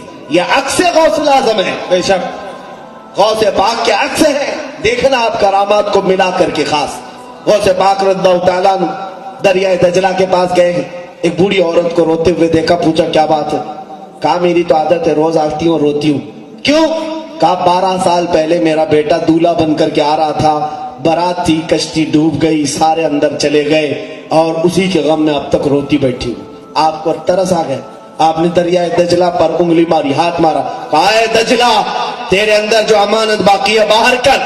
देखा भौचाल आया और कश्ती बाहर आई, सारे बाराती जिंदा आए, जिंदाबाद जिंदाबाद, सारे आए, दूल्हा भी आया। ये करामत है। आप मुझे बताओ 12 साल तक क्या पानी में कोई जिंदा रह सकता है? 12 साल तक वो लोग कहाँ थे, क्या कर रहे थे, क्या खा रहे थे, ये अकल में नहीं आने वाली बात है। और जो अकल में ना आए उसी को करामत कहते। क्या कहना, बेशक सब चीजें अकल से मत परखना, नहीं तो शैतान बन जाएंगे। ये गौसुल आजम दस्तगीर ने 12 साल के बाद पलटाया। ये दुनिया के लिए 12 साल है, हमारे लिए 12 साल है, लेकिन उन कश्ती वालों के लिए 1 मिनट भी नहीं। यह औलिया की जिंदगी है। किसी के लिए वक्त को ये तवील करके दिखाएं और किसी के लिए वक्त को घेर कर दे दे। इसी तरह गौसे पाक की बारगाह में एक साहब आए, वो मुनकिर थे बहुत सारे। सुनिए, औलिया नबी के परतों होते हैं कि नहीं? अंबिया के मौजज़ात को अपनी करामात से दिखाते हैं। गौसे पाक रज़ियल्लाहु ताला अन्हु बयान कर रहे थे नबी कौनैन सल्लल्लाहु अलैहि वसल्लम के मेराज का वाक़या। मेराज बयान करे, मेरे आका बिस्तर पर सोए थे, जिब्राइल आए, उठाए, ले गए, हरम में ले गए, वहां से मस्जिद अक्सा गए। मस्जिद अक्सा से पहले आसमान, दूसरा, तीसरा, चौथा, पांचवा, छठा, सातवां, अर्श देखा, कुर्सी देखा, लौह देखा, कलम देखा, रब से मुलाकात की, जन्नत, दोज़ख। उसके बाद वापस आए, अभी बिस्तर गर्म था, मिनट भी नहीं गुजरा होगा ना। मुझे बयान करने में पता नहीं कितना टाइम लग जाएगा मेराज का वाकया, लेकिन हुजूर को सफर करने में भी वक्त नहीं लगा। ये सारे उलमा से आप सुनते हैं। अब मुझे बताइए, اس کو پھر میں کبھی معراج کے واقعے پر سنا دوں یا سن لینا، لیکن اب غوث پاک بیان کر رہے ہیں۔ مجلس میں کچھ تو ہوتے ہیں جو سر پھرے ہوتے ہیں اور یہ کہتے ہیں نہیں یہ تو ان لوگوں کی بکواس ہے، یہ افواہ ہے، بڑا چڑھا کر کے بول دیتے ہیں۔ وہ مجمع میں بیٹھا تھا ایک صاحب اور وہ اٹھ کر کے چلا گیا، یہ مولانا لوگوں کی باتیں ہیں، اتنا لمبا سفر اتنے چھوٹے وقت میں ہو کیسے سکتا کہ نبی یہاں سے گئے، مسجد اقصی کتنی دور ہے، آسمانوں کا سفر کیے، یا کہہ رہے بستر بھی گرم تھا، رات بھی ختم نہیں ہوئی تھی، واپس آ گئے، ایسا کیسے ہو سکتا ہے؟ اٹھ کر کے مجلس چھوڑ کے چلے گھر آئے، گھر آ کر کے بیوی سے کہا کیا بنا رہی؟ کہا کچھ لے کر کے آئے آپ، بنا دے دوں۔ مچھلی لایا اور دے دیا۔ سنا ہم نے کہ وہ صاحب گئے نہانے کے لیے، دریا میں غوطہ لگایا، ڈوب گئے، چلے گئے۔ کافی دیر کے بعد دوسری طرف نمودار ہوئے تو اپنی شکل دیکھ رہے، خوبصورت عورت بن گیا، عورت بن گیا، یہاں تک کہ اس طرف سے کسی ایک امیر زادے کا گزر ہو رہا تھا، وہ عاشق ہو گیا، لے لیا، اٹھا لیا، لے جا کر کے شادی رچا لیا، گھر میں رہ بھی لیا، بچہ بھی ہو گیا، اور وہ کہتے ہیں ایک دو نہیں کئی بچے ہو گئے۔ زمانہ بیت گیا، تقریباً 13 بچوں کا ذکر کر رہے ہیں۔ ایک زمانہ آیا، اس کو تو معلوم ہے میں کیا تھا اور کیا بناؤں، دوسروں کو معلوم ہو یا نہ ہو۔ نہانے کے لیے آیا، پھر غوطہ لگایا، ڈوب گیا، پھر ادھر دوسری طرف نکلا تو دیکھا میں صحیح سلامت آدمی، کچھ بھی نہیں۔ توبہ کیا کہ بڑی مصیبت ٹل گئی، پتہ نہیں میرے ساتھ کیا کیا ہو گیا ہے۔ واپس آیا ڈر کر کے، پتہ نہیں میرا گھر کیا ہو گیا ہوگا، کتنے سال میں وہاں لڑکی بن کر رہا، شہزادی بن کر رہا، اور پھر اب میں اپنے گھر جاؤں، میری بیوی پتہ نہیں کہاں چلی گئی ہوگی۔ دوڑتے دوڑتے آیا، اپنے گھر کو دیکھا تو گھر سلامت تھا، دروازہ کھٹکھٹایا اور اندر آیا تو دیکھا اس کی بیوی موجود تھی اور مچھلی ابھی صاف کر رہی ہے، مچھلی صاف کر رہی ہے جو دے کے گیا تھا۔ کہا کیا کر رہی ہے یہ مچھلی، کیا کر رہی؟ کہا ابھی تو دے کر گئے تھے، اتنی جلدی مچھلی کیسے بنے گی؟ اللہ اللہ اللہ اللہ اکبر۔ وہ سمجھ گیا کہ میں کہاں سے کہاں جا کے آیا، بچے بھی ہو گئے اور یہ مچھلی صاف کر رہی ہے ابھی۔ اور بیوی نے کہا ابھی تو دے کے گئے تھے، اتنی جلدی کیسے بنے گی؟ دوڑتا ہوا گیا غوث پاک کے مجمع میں، دیکھا تو ابھی غوث پاک کا خطبہ چل ہی رہا تھا۔ اللہ اکبر اللہ اکبر۔ غوث پاک ابھی معراج کا واقعہ بیان کر ہی رہے تھے، جلدی سے مجمع میں بیٹھ گیا۔ جو منکر ہو کر کے اٹھا تھا مجلس سے کہ اتنا لمبا واقعہ کیسے ہو سکتا ہے، اتنا سب دیکھ کر کے آیا غوث پاک کے مجمع میں، ابھی خطاب چل ہی رہا ہے، مجمع میں بیٹھ گیا۔ غوث پاک نے اشاروں سے دیکھا اور فرمایا اب نبی کا معجزہ سمجھ میں آ گیا۔ واہ واہ واہ، زندہ باد زندہ۔ یہ اولیاء ہیں جو اپنی کرامات سے سمجھا دیتے ہیں۔ اسی طرح کی باتیں ہم نے تاج الاولیاء کی بھی پڑھی۔ ایک صاحب لکھتے ہیں کہ ہم مہاراجہ باغ، یہاں علاقہ ہے جی، ٹانگے میں سفر کر رہے تھے تاج بابا کے ساتھ، ٹانگے والے کو اچانک کہا چل رہے گاڑی بڑھا کابل کندھار کی طرف۔ کابل کندھار کہاں ہے؟ افغانستان میں۔ کہاں گاڑی بڑھا کابل کندھار کی طرف۔ صاحب کہتے ہیں اچانک میں دیکھا گاڑی بڑھتی بڑھتی آئی، افغان میں ہم پہنچے، کابل کندھار میں چل رہے ہیں۔ بابا ایک جگہ گاڑی رکائے اور ایک گھر کے سامنے رکائے، 3 لوگ اندر سے آئے، تینوں سے آپ نے بات کیا، اور کون سی زبان میں بات کیا یہ صاحب کہتے مجھے کچھ سمجھ میں نہیں آیا، گاڑی سے ہی بات کیا، انہیں کچھ سمجھایا، اور پھر ٹانگے والے کو کہا چل رہے پھر ناگپور کی طرف۔ اللہ واہ واہ واہ، سبحان اللہ۔ واپس نکلے تو وہ صاحب فرماتے میں دیکھ رہا ہوں کہ پھر یہاں تاج آباد میں ہے، پھر یہاں مہاراجہ باغ کے پاس ہے۔ اس واقعے کو کہتے ہیں ٹانگا گیا بھی آیا بھی، بات چیت بھی ہوئی، منٹ بھی نہیں گزرا تھا، واہ، منٹ بھی نہیں گزرا تھا۔ یہ ہے طی زمان اور طی مکان کی کرامات، بے شک، کہ اللہ ان کے لیے زمین کو گھیر دیتا ہے، وقت کو لپیٹ دیتا ہے۔ ایک دو نہیں میرے عزیزوں، بے شمار کرامت ہے۔ حقیقی بات اگر میں بتاؤں، الحمدللہ کافی اولیاء، کافی سلاسل کو میں نے پڑھا ہندوستان کے مشائخ اور اولیاء میں، وہ سرکار غریب نواز کی کرامات اور کچھ مشائخ چشت کی کرامات کے بعد سب سے زیادہ کرامات اگر میں نے کسی کی پڑھی ہے تو تاج الاولیاء کی۔ سبحان اللہ۔ حضور تاج الاولیاء رحمت اللہ تعالی علیہ مجذوب تھے لیکن ایک دن میں نہ جانے کتنی کرامات کا زور کرتے تھے، ایک دن میں کتنی کرامات کا زور کرتے تھے۔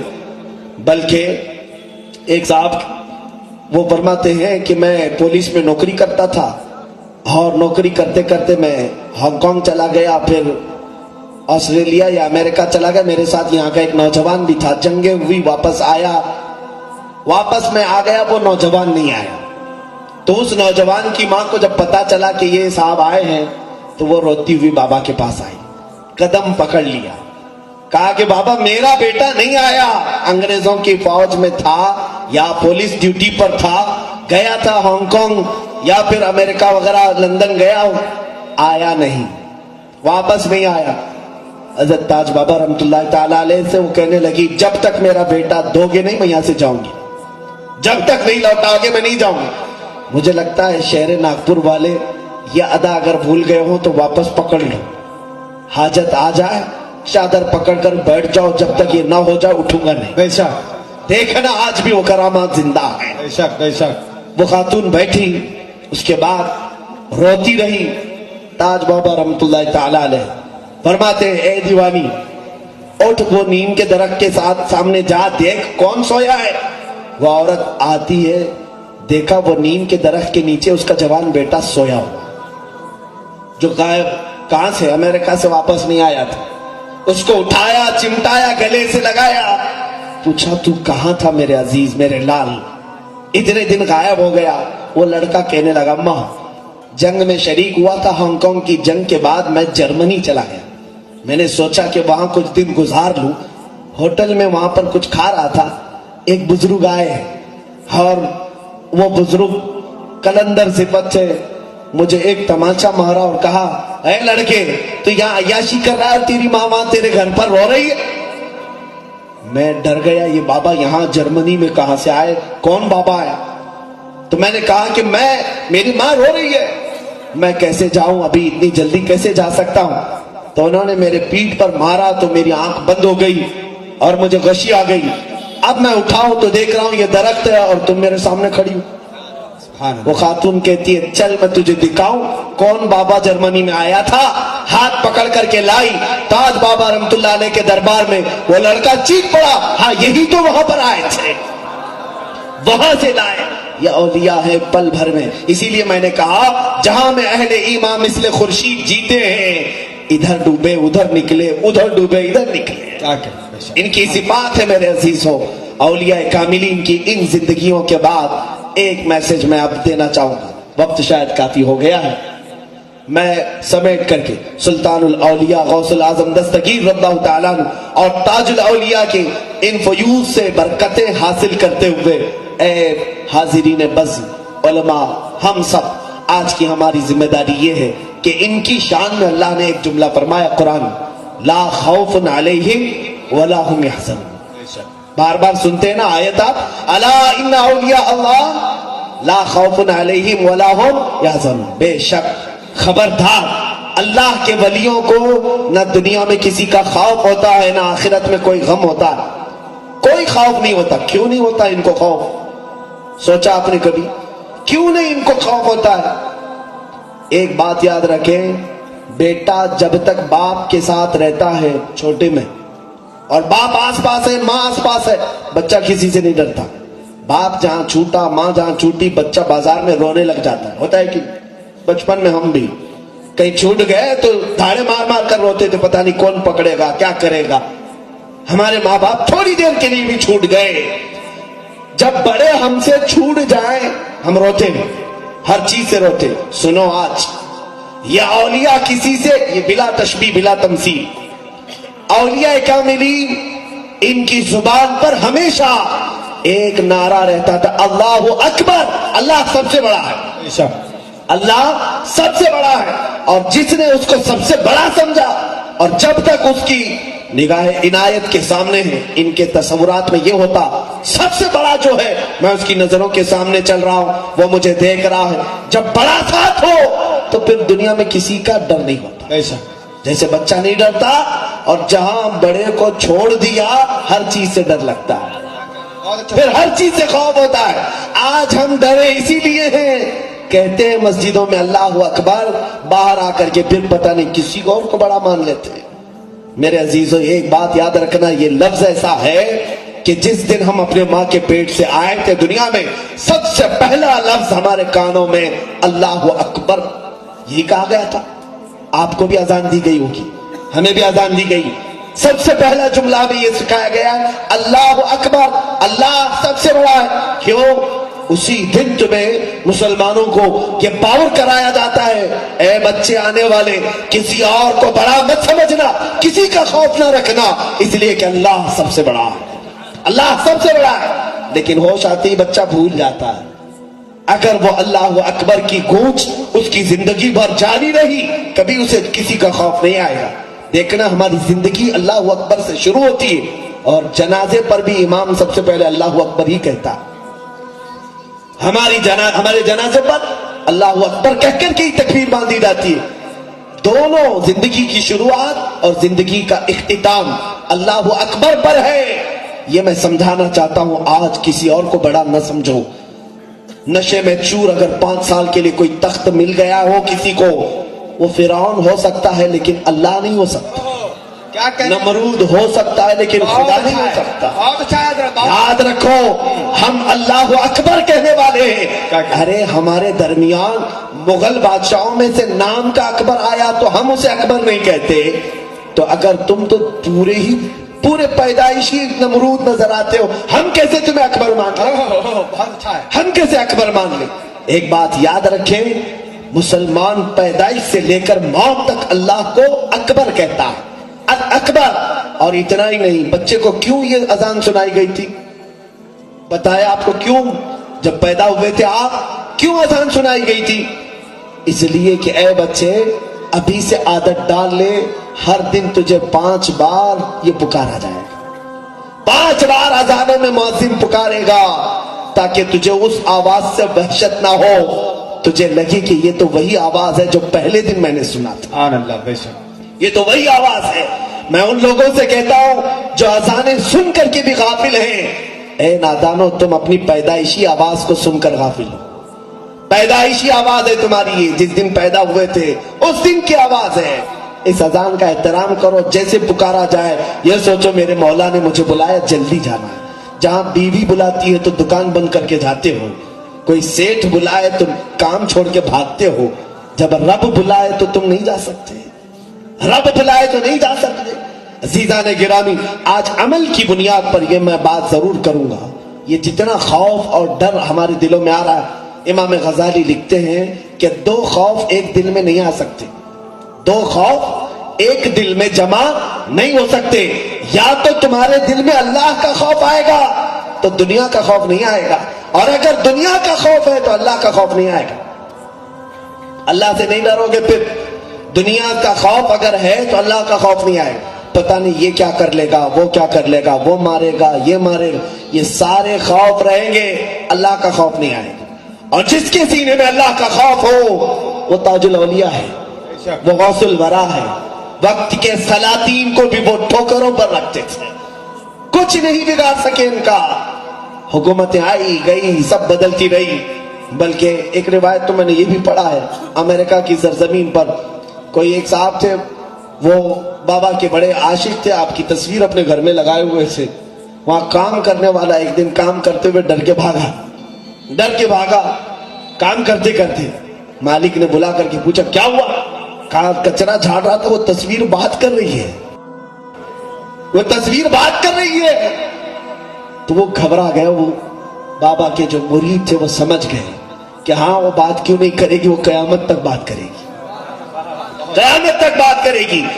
یہ اولیاء کاملین جن کو اللہ نے یہ تصرف اور اختیار جو عطا کیا ہے میرے عزیزوں، انہوں نے اپنے خوف کو خشیت الہی سے بھرا تھا، رب کے خوف سے بھرا تھا، لوگوں کا خون چوس کر کے نہیں۔ غوث پاک کے پاس ایک خلیفہ آیا تھا اشرفیوں کی تھیلی لے کر، آپ قبول نہیں کرتے تھے مالداروں کے نذرانے۔ علماء کو بھی یہ چاہیے کہ سیٹھوں کے دروازے پر نہ کھڑے رہیں، بلکہ علماء کاملین وہ ہیں جو اپنا علم بیچتے نہیں، حق کے لیے استعمال کرتے۔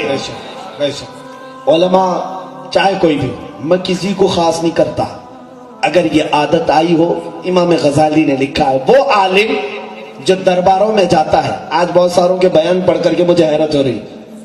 کوئی مولانا صاحب آج بیان کر رہے ہیں کہ ہم جو ہے مودی سرکار کے ساتھ ہیں، انہوں نے جو فیصلہ کیا وہ بہت برحق کیا ہے، سر پر ٹوپی، بڑی داڑھی، بڑے مسلمانوں کے گروہ کے سردار. حیرت ہوتی ہے، حیرت ہوتی ہے میرے عزیزوں. یہاں ہندوستان کی سڑکیں جل رہی ہیں اور یہ اخبار میں بیٹھ کر کے صاحب مسخرہ بازی کر رہے ہیں. سنو، انہی مولانا لوگوں کے لیے امام غزالی نے لکھا ہے جو درباری مولوی ہوتا ہے اور اپنا علم لے کر جاتا ہے ان کو خوش کرنے کے لیے کہ میں کچھ مسئلے بیان کروں گا تو کچھ مجھے نذرانہ دیں گے، امام غزالی لکھتے ہیں یہ عالم اس مکھی سے زیادہ غلیظ ہے جو پخانے پہ بیٹھتی ہے، اس مکھی سے زیادہ غلیظ ہے. اور پھر ایک صاحب تصوف نے فرمایا وہ عالم جسم بیچنے والی طواویس سے زیادہ ذلیل ہے، کیونکہ وہ تو صرف اپنے جسم کا دھندا کر رہی ہے اور یہ پورا دین بیچ رہا ہے، یہ پورا دین بیچ رہا ہے. ضرورت اس بات کی یا اولیاء کاملین سے سیکھو. غوث پاک کے پاس سلطان وقت آیا تھا اشرفیوں کی تھیلی لے کر، آپ نے منع کیا لے جاؤ واپس، لے جاؤ. وہ ضد کرنے لگا میں وقت کا خلیفہ ہوں آپ قبول کریں. غوث پاک نے اس کی اشرفیوں کی تھیلی لی اور لے کر کے نچوڑنا شروع کیا. وہ بنو عباس کا خلیفہ تھا، نچوڑنا شروع کیا تو اس تھیلی سے خون کے قطرے ٹپکنا شروع ہو گئے، خون بہنے لگا. وہ سامنے خلیفہ تھر تھر کانپنے لگا، کہا میں تو اشرفیاں سونے کے سکے لے کر آئے تھے، یہ خون کیسے؟ غوث العظم دستگیر نے فرمایا یہ سب غریبوں کا چوسا ہوا مال ہے، ابھی اگر مجھے رسول پاک کی نسبت کا خیال نہ ہوتا تو اتنا نچوڑتا کہ یہاں سے خون تیرے دربار تک پہنچا. لے جا واپس. یا اولیاء کاملین ہیں جو وقت کے سلاطین کے پیسوں پر اپنی کرسی نہیں بٹھاتے تھے، انہوں نے دنیا کو ٹھوکر ماری. آج بھی دنیا ان کے قدموں پہ پڑی، بے شک آج بھی دنیا پڑی ہے. اور جو دنیا کے پیچھے بھاگا دنیا اس سے اتنا دور بھاگتی ہے. یہ ایک سائے کی طرح ہے، پرچھائیوں کو کبھی پکڑ پاتے ہو؟ جتنا پکڑنے جاؤ گے اتنا آگے جائے گی. اس کی ایک ہی حل ہے، اسے چھوڑ دو، چلتے رہو، خود پیچھے چلتی ہے. پرچھائیاں پیچھے چلتی ہے کہ نہیں؟ یا اولیاء کاملین یہی کرتے، یہ پرچھائیاں پکڑنے نہیں جاتے، ٹھوکر مارتے اور وہ ان کے پیچھے چلتی. یہ کئی مثالیں ہیں میرے عزیزان گرامی. دنیا کی یہ شہوت پرستی جو آج ہمارے اندر ہے، میرے آقا صلی اللہ تعالی علیہ وسلم کی ایک حدیث بیان کر میں گفتگو کو سمیٹتا ہوں. کیا آج ہمارے حالات ایسے نہیں ہیں؟ حضور پاک صلی اللہ تعالی علیہ وسلم کے پاس ایک بار شہد کا پیالہ پیش کیا گیا. آپ شہد کو اپنے منہ سے لگا ہی رہے تھے کہ اچانک فرماتے ہیں کہ ہاتھوں سے کچھ چیز کو دھکا دینے لگے. پھر رکھا، پھر اٹھایا، ہاتھوں سے کوئی چیز ہٹائی، تیسری بار اٹھایا اور پیا نہیں، رونے لگ گئے. میرے آقا کی آنکھوں سے آنسو آ گئے. صحابہ نے پوچھا کہ حضور کیا چیز تھی؟ آپ کے پاس تو مکھی نہیں آتی، آپ کس چیز کو ہٹا رہے تھے؟ میرے آقا فرماتے ہیں جب میں شہد پینے کے قریب تھا دنیا میرے پاس پوری دولت لے کر آئی، کہا کہ حضور مجھ قبول کر لے. میں نے اسے دھکا دے کر دور کیا. میں نے کہا کہ مجھے فقر و فاقہ پسند ہے، دولت نہیں چاہیے. میں نے چھوڑ دیا. دوسری بار دنیا اپنے حسین ترین تمام حسیناؤں کو لے کر کے آئی. کہا آقا میرے حسن کو لے لے، ایک سے ایک حسن و جمال کی عورتیں آپ کے پاس رکھ دوں گی. حضور فرماتے میں نے حسن و جمال کو بھی دھکا دے دیا. نہ تیرے دولت و مال کی ضرورت ہے، نہ تیرے حسن و جمال کی ضرورت ہے. تیسری مرتبہ دنیا میرے پاس آئی اور اس نے کہا یا رسول اللہ آج آپ نے میری دولت و مال کو بھی ٹھکرایا، آج آپ نے میرے حسن و جمال کو بھی دھتکار دیا، لیکن آپ کے بعد آپ کی امت ایسا نہیں کر سکے گی. آپ کی امت میرے دولت و مال اور حسن و جمال میں مصروف ہو جائے گی اور آپ کو فراموش کر بیٹھے گی. رسول کریم صلی اللہ تعالی علیہ وسلم کی آنکھوں سے آنسو آ گئے. وہ آقا اپنی امت کے بچھڑنے کے غم میں روتے تھے. کیا آج حالات ایسے نہیں کہ ہم دولت و مال کے پیچھے میرے نبی کی تعلیمات بھول کر بیٹھے کہ حسن و جمال طلب کرنا ہر نوجوان سمجھتا ہے کسی ایک عورت کو حاصل کر لینا، کسی ایک لڑکی کو محبوبہ بنا لینا، معشوقہ بنا لینا نوجوان سمجھتا ہے زندگی کی معراج ہے میری. ارے اللہ نے تو تجھے پیدا کیا ہے، شادی بھی ہونی ہے. یہ جو اتاولے پن ہے، नौजवानों के कुल जिंदगी तुम्हारी एक लड़की हासिल करने के लिए? तुम पैदा किस लिए किए गए हो? तुम रसूल पाक की अमानत, उम्मते खैर हो। कयामत के दिन तुम्हारा सर सारी उम्मतों में बुलंद होगा। रब ने तुम्हारे मकामात कहां बुलंद किए जानते? जो नबी इस उम्मत में पैदा होने की दुआ करते थे, हमको अल्लाह ने बगैर मांगे इस उम्मत में पैदा किया है। हैसियत क्यों नहीं समझता आज का बच्चा, आज का जवान क्यों नहीं समझता? एक बात याद रखें, आज तुम्हें जीना है, किसी के भी तरीके पर जी लो। मैं तकरीर नहीं कर रहा हूं मेरे अजीजों, दिल पर जो उतरती है वो बात करता हूं। हमारे नौजवान 24 घंटे मोबाइल पर अपनी जिंदगी आज नहीं बिता रहे। कितने तो नौजवान सिर्फ पबजी में मर गए, खत्म हो गए। ये पबजी भी, इस पर मैंने कहा काफी दिन कबल ही कहा था, यहूदियों की बनाई हुई वो चाल है जो आखिर में होने वाली जंग की तरफ का इशारा है कि वेपन उठाओ और हर एक को कत्ल करो, हर एक को मारो। फसादी बनाने का एक गेम है। इन्हीं गेमों में तो हमारे नौजवानों को बर्बाद कर रखा है। तुम्हारे हाथ में बरस गुजर जाता है, कुरान नहीं आता, पूरे उम्रें बीत जाती है, अल्लाह का कलाम नहीं आता, लेकिन एक दोस्त का मैसेज की घंटी क्या बजी, फौरन खोल देते हो। तुमने कभी सोचा कि पूरा कुरान मेरे रब का मैसेज है मेरे लिए? अल्लाह ने मैसेज ही तो उतारा है, सारे पैगामात ही तो है कुरान। पढ़ो तो कितनी शीरीनी है।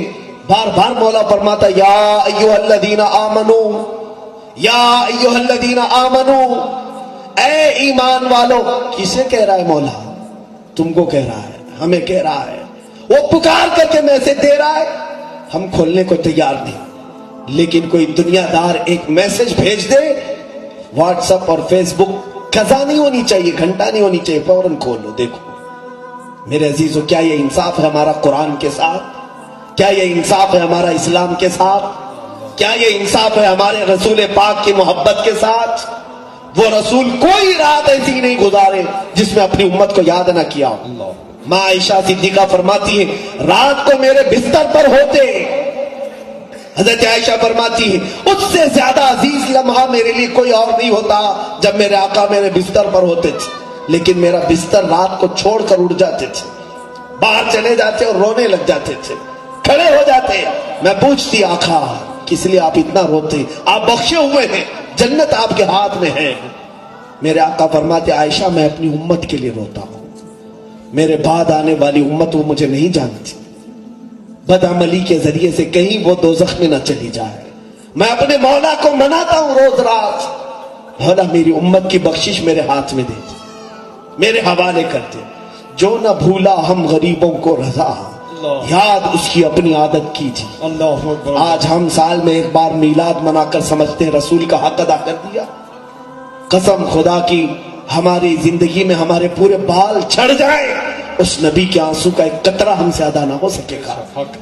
हमने सजदे छोड़ दिए, आज हम मस्जिदों को छोड़ चुके हैं, आज सिनेमा थिएटर आबाद करने में हैं, स्टेडियम पर भीड़ जमा है, नुक्कड़ पर चौराहों पर घंटों बीत रहे हैं, मस्जिद में नमाज सलाम फेरते ही वापस बाहर निकल जाते हैं। क्या का इंसाफ है मेरे अजीज? अगर इसीलिए कहा इकबाल ने, उनके जो हम गुलाम थे खल्क के पेशवा रहे, उनके जो हम गुलाम थे खल्क के पेशवा रहे, उनसे फिरे जहां फिरा फिर आई कमी वकार में। इज्जत में जो वकार में कमी आई है, उनसे जो तुम फिरे हो, उनसे जो फिरे हो। इसीलिए कहा गया, कुव्वते फिक्र अमल पहले फना होती है जब किसी कौम की शौकत पे सवाल आता है। अमल फना हो गया, फिक्र बना हो गई, आज हमारी शौकत पे सवाल आया है। मैं आज अमल की दावत जरूर दूंगा। नमाजों की पाबंदी किए बगैर, इल्म हासिल किए बगैर हमारे सिर्फ चेहरे मुसलमान नहीं होते, सिर्फ बड़े का खाने से मुसलमान नहीं होता, सिर्फ हमारा नाम रख लेने से मुसलमान नहीं होता। मैं एक बात कह करके जाऊंगा, सख्त जरूर है, लेकिन मैं समझता हूं मेरा सिर्फ एक ही मकसद है, वाज़ेह तौर पर याद रखें, मैं पेशावर मुकर्रिर नहीं, मैं पेशावर मुकर्रिर, मेरा पेशा नहीं है तकरीर। मैं जिम्मेदारों से भी, सबसे भी ये कहूंगा, मैं नजर आने वाला मुकर्रिर नहीं। अल्हम्दुलिल्लाह मेरे रब ने जो मुझे अता किया वो बहुत है। मैं ताजुल औलिया का फैज लेने आया हूं। मुझे मेरी तकरीर के एवज में कोई चीज यहां लेने नहीं है, لیکن ایک بات یاد رکھ جاؤ، اگر میری ایک بات اس مجمع میں سے ایک بھی عمل کر لے وہ میرے لیے سب سے بڑا نذرانہ ہے، اللہ بے شک، سب سے بڑا نذرانہ ہے۔ وہ نذرانہ دو ناگپور والوں، پیسے تو ابھی ختم ہو جائیں گے، مال ختم ہو جائے گا، میرے آقا صلی اللہ علیہ وسلم کی سیرت طیبہ کو چھوڑ کر اگر کوئی یہاں جیتا، سنو مسلمانوں، تمہیں آج ایکٹروں کے چہرے اچھے لگتے ہیں، فلمی ہیروؤں کے بال کے اسٹائل اچھے لگتے ہیں، ان کے کپڑوں کے اسٹائل تمہیں اچھے لگتے ہیں، ہمارے نوجوان ننگے ہو کر گھومنا پسند کر رہے ہیں، کپڑے پھاڑ کر، یہاں بالی پہنا، یہاں بنگڑیاں پہنا، یہی سب طور طریقے مسلمانوں کے ہیں۔ اب سنو، تم جس جس کے بھی طریقے پر عمل کرتے رہے، میرے آقا نے فرمایا من تشبہ بقوم فہو منہم، جو جس قوم کی مشابہت دنیا میں اختیار کرتا تھا، قیامت کے دن وہ اسی کے ساتھ اٹھایا جائے گا، اسی کے ساتھ اٹھایا جائے گا۔ المرء مع من احب، آدمی دنیا میں جس سے محبت کرتا ہے اسی کے ساتھ اٹھایا جائے گا۔ اگر تم تاج الاولیاء سے محبت کرتے ہو، فخر کرو، انہی کے ساتھ قیامت میں اٹھو گے، اور اگر کسی فلمی ہیرو کے فین ہو تم اسی پر مر جاؤ کہ اسی کے ساتھ اٹھو گے، جہاں وہ جائے گا وہیں تم بھی جاؤ گے۔ ایک بات یہ بھی یاد رکھو، جس دن ہمیں قبر میں لے جایا جائے، جس دن ہمارا لاشا یہاں سے اٹھے گا ضرور، تم ہزار چاہ لو لیکن اٹھے گا ضرور، مرنا سب کو ہے۔ آج نہ کل تمہاری آنکھیں بند ہوگی، آج تم مسجد نہیں آتے، کل لوگ کھینچ کر کے لائیں گے تمہیں امام کے سامنے باندھ کر کے لائیں گے۔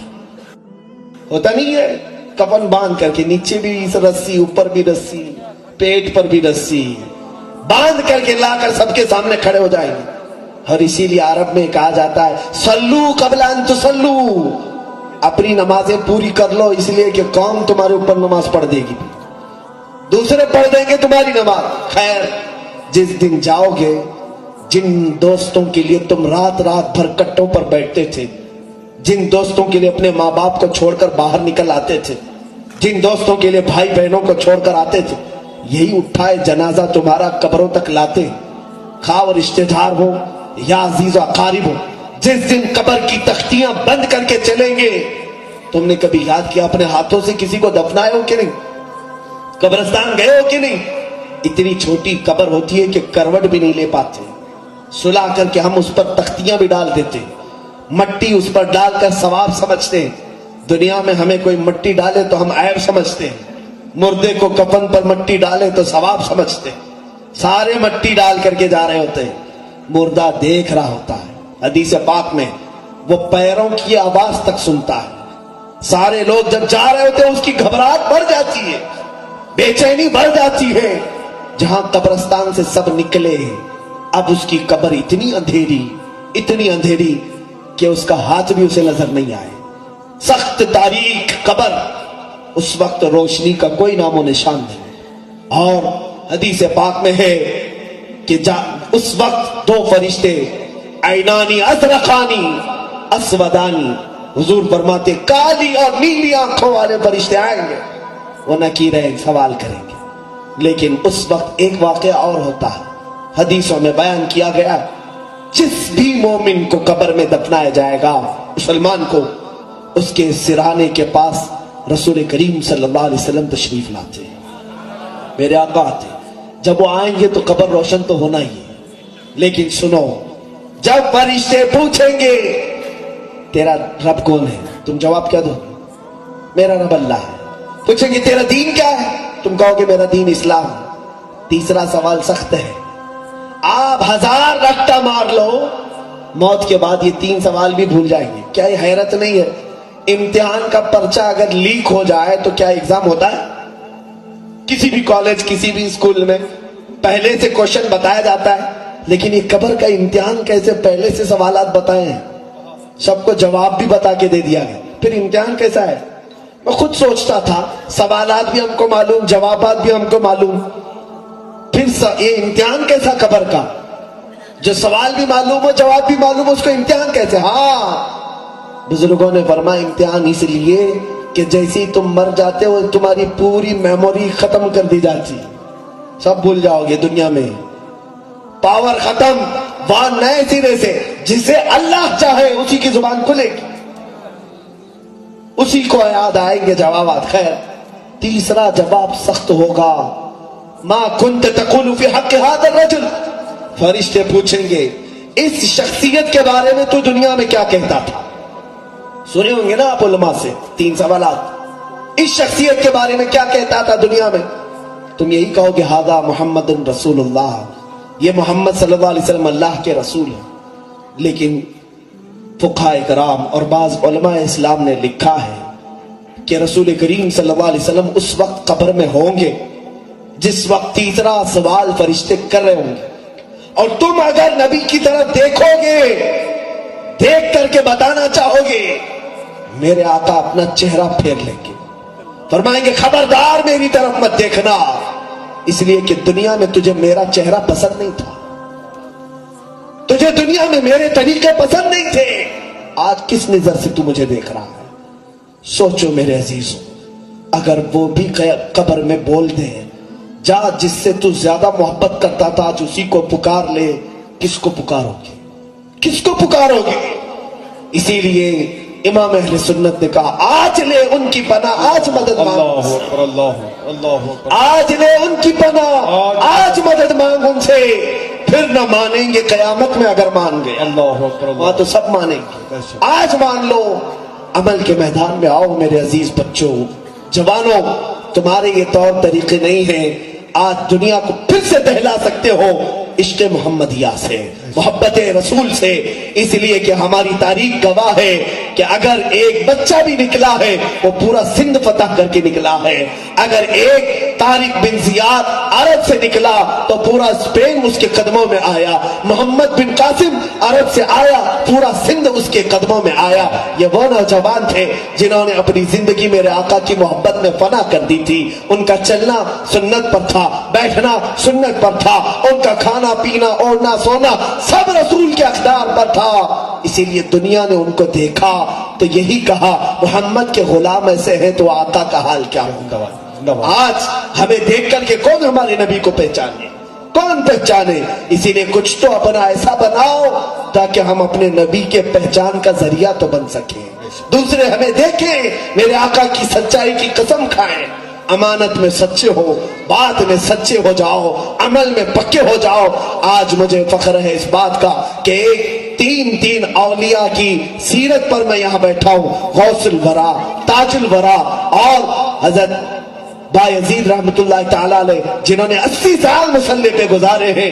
ये वो लोग हैं जिनको न तिजारत अपनी तरफ खींच पाई, न दुनिया अपनी तरफ बुला पाई। इसलिए नहीं बुला पाई, किसी के हुस्न ने इनको धोखा नहीं दिया, किसी के जमाल ने इनको खरीदा नहीं, न ये किसी औरत न किसी बांदी की तरफ गए। क्यों नहीं गए? इसलिए कि इनकी निगाहों में जमाले मुस्तफा बसा था, जमाले मुस्तफा बसा था।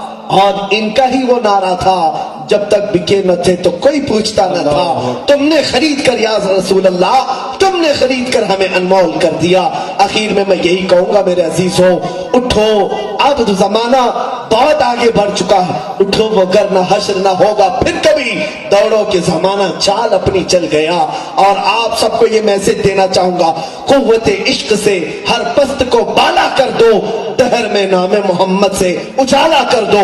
अल्लाह फरमाता है, रब फरमाता है, जिसकी तर्जुमानी शायर मशरिक यूं करता है कि मोहम्मद से वफा तूने तो हम तेरे हैं, ये जहां चीज है क्या लौह कलम तेरे हैं। मेरे अजीजों, आज तुम्हारी जुबानों में अल्लाह वही ताकत देगा, वही कुव्वत देगा। आज तुम्हें इतने आंदोलन, इतने एहतजाजात की भी जरूरत नहीं आएगी अगर अमल में कामिल हो जाओ, अगर मोहब्बत मुस्तफा में कामिल हो जाओ। फिर देखो अल्लाह रब्बुल इज्जत तुम्हारी जुबानों से कैसे इनकलाब लाता है। आपने सुना होगा ताजुल औलिया की जुबान से, यहाँ गांधी जी भी आते थे, हमने सीरत में पढ़ा है, बहुत बार आते थे बाबा के पास। कितनी मर्तबा आए, एक बार गांधी जी ने कहा, बाबा के पास बैठा था जिसको हम इनकलाबे हिंद का बहुत बड़ा सरकर्दा लीडर कहते हैं, हर नोट में गांधी जी है आज, और बाबा के खास मोतक़िद, बाबा के खास मोतक़िद। वो खुद कहते हैं, बैठा मजलिस में, नागपुर में जलसा चल रहा था, अली बरादरान भी थे उसमें, गांधी जी आए, बाबा ने कहा, गांधी जी को देख करके कहा, 800 कौवे उड़ा दिए, 800 कौवे उड़ा दिए। گاندھی جی کہتے پتہ نہیں کیا کہا بابا نے. وہ کہتے رات کو گیا میں اپنی قیام گاہ پر تو پتا چلا جو ہماری مخالف پارٹی تھی اس پارٹی کے 800 لوگ چھوڑ کر ہماری پارٹی میں آ گئے اسی رات کو. یہ بابا نے کہا تھا 800 کو وہ اڑا دی. پھر آپ ان کو کہا تھا بابا نے جھاڑو لو اور پہاڑ پہ چڑھ جاؤ. گاندھی جی نے کہا اس کا بھی مطلب سمجھ میں نہیں آیا. علماء نے کہا تھا جھاڑو لو اور اوپر چڑھ جاؤ اس کا مطلب ہے کہ آزادی کے لیے صفائی شروع کرو اور انگریزوں پر غالب آ جاؤ. غالب آ جاؤ. زبان سے جو نکلا غالب کر کے چھوڑا. آج میں تاج الاولیاء کی بارگاہ میں ہوں. آج پھر سے کوئی انگریز کی اولاد پھر چڑھا ہے ہمارے اوپر, پھر چڑھا ہے. اس لیے کہ آج جو چل رہا ہے نا ڈیوائڈ اینڈ رول والا سلسلہ, یہ انہی انگریزوں کی دین تو ہے جو پورے ملک کو لڑا کر کے رکھا ہوا ہے. پھر آج تاج بابا کی ضرورت ہے. زبان سے ایک بار بابا کہہ دو کہ تم پھر چڑھ جاؤ پہاڑ پر, ہم چڑھ جائیں گے انشاءاللہ اور غالب آ جائیں گے. عزیزان گرامی وقار, آج زمانے کی ضرورت ہے. پھر کسی وقت موقع, میں بڑی معذرت, اتنی بڑی شخصیتوں کو میں نے تھکایا ہے, علماء کو یہاں بٹھایا ہے, بزرگوں کو یہاں پر پکایا ہے, میں معذرت چاہوں گا. لیکن باتیں اولیاء کی چل رہی تھی. ہر بات انشاءاللہ العزیز اللہ رب العزت اس کا اجر ضرور دے گا, ان اولیاء کی نسبت ضرور عطا کرے گا. اخیر میں اتنا ہی کہوں گا, ان نسبتوں کے بغیر اگر جیو گے تو ان کو آوارہ کتے کہا جائے گا. ان نسبتوں کو اگر گلے میں رکھے رہو گے تو دنیا بھی تمہیں ہاتھ لگانے سے بھی ڈرے گی, ہاتھ لگانے سے بھی ڈرے گی. اپنے گلے میں کسی نہ کسی ولی کی غلامی کا پٹا ڈال کر رہو, جس کو امام اہل سنت نے کہا ہے غوثیت معاب کی نسبت تجھ سے در سے سگ اور سگ سے ہے مجھ کو نسبت. میری گردن میں بھی ہے دور کا پٹا تیرا, اس نشانی کے جو سگ ہیں نہیں مارے جاتے, حشر تک میرے گلے میں رہے پٹا تیرا. میں تو یہاں یہی دعا کروں گا, یا تاج الدین والملت والشریعت والطریقہ. وہ صرف دین کے تاج نہیں, ملت کا بھی تاج ہے, شریعت کا بھی تاج ہے, طریقت کا بھی تاج ہے. میں اپنی روح کو سر بستہ یہی کہنا چاہوں گا حاضر کر کے, یا تاج الدین والملت والشریعت والطریقت, حشر تک میرے گلے میں بھی رہے تاجی پٹا تیرا. وآخر دعوانا الحمدللہ رب العالمین.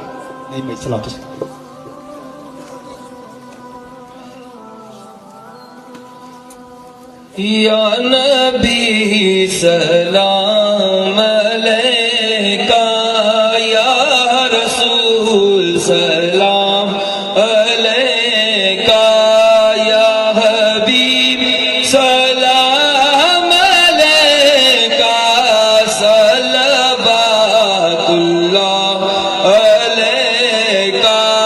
آپ سلطان مدینہ محبت وحی سکینہ, نور سے معمور سینہ, مشک سے بہتر پسینہ.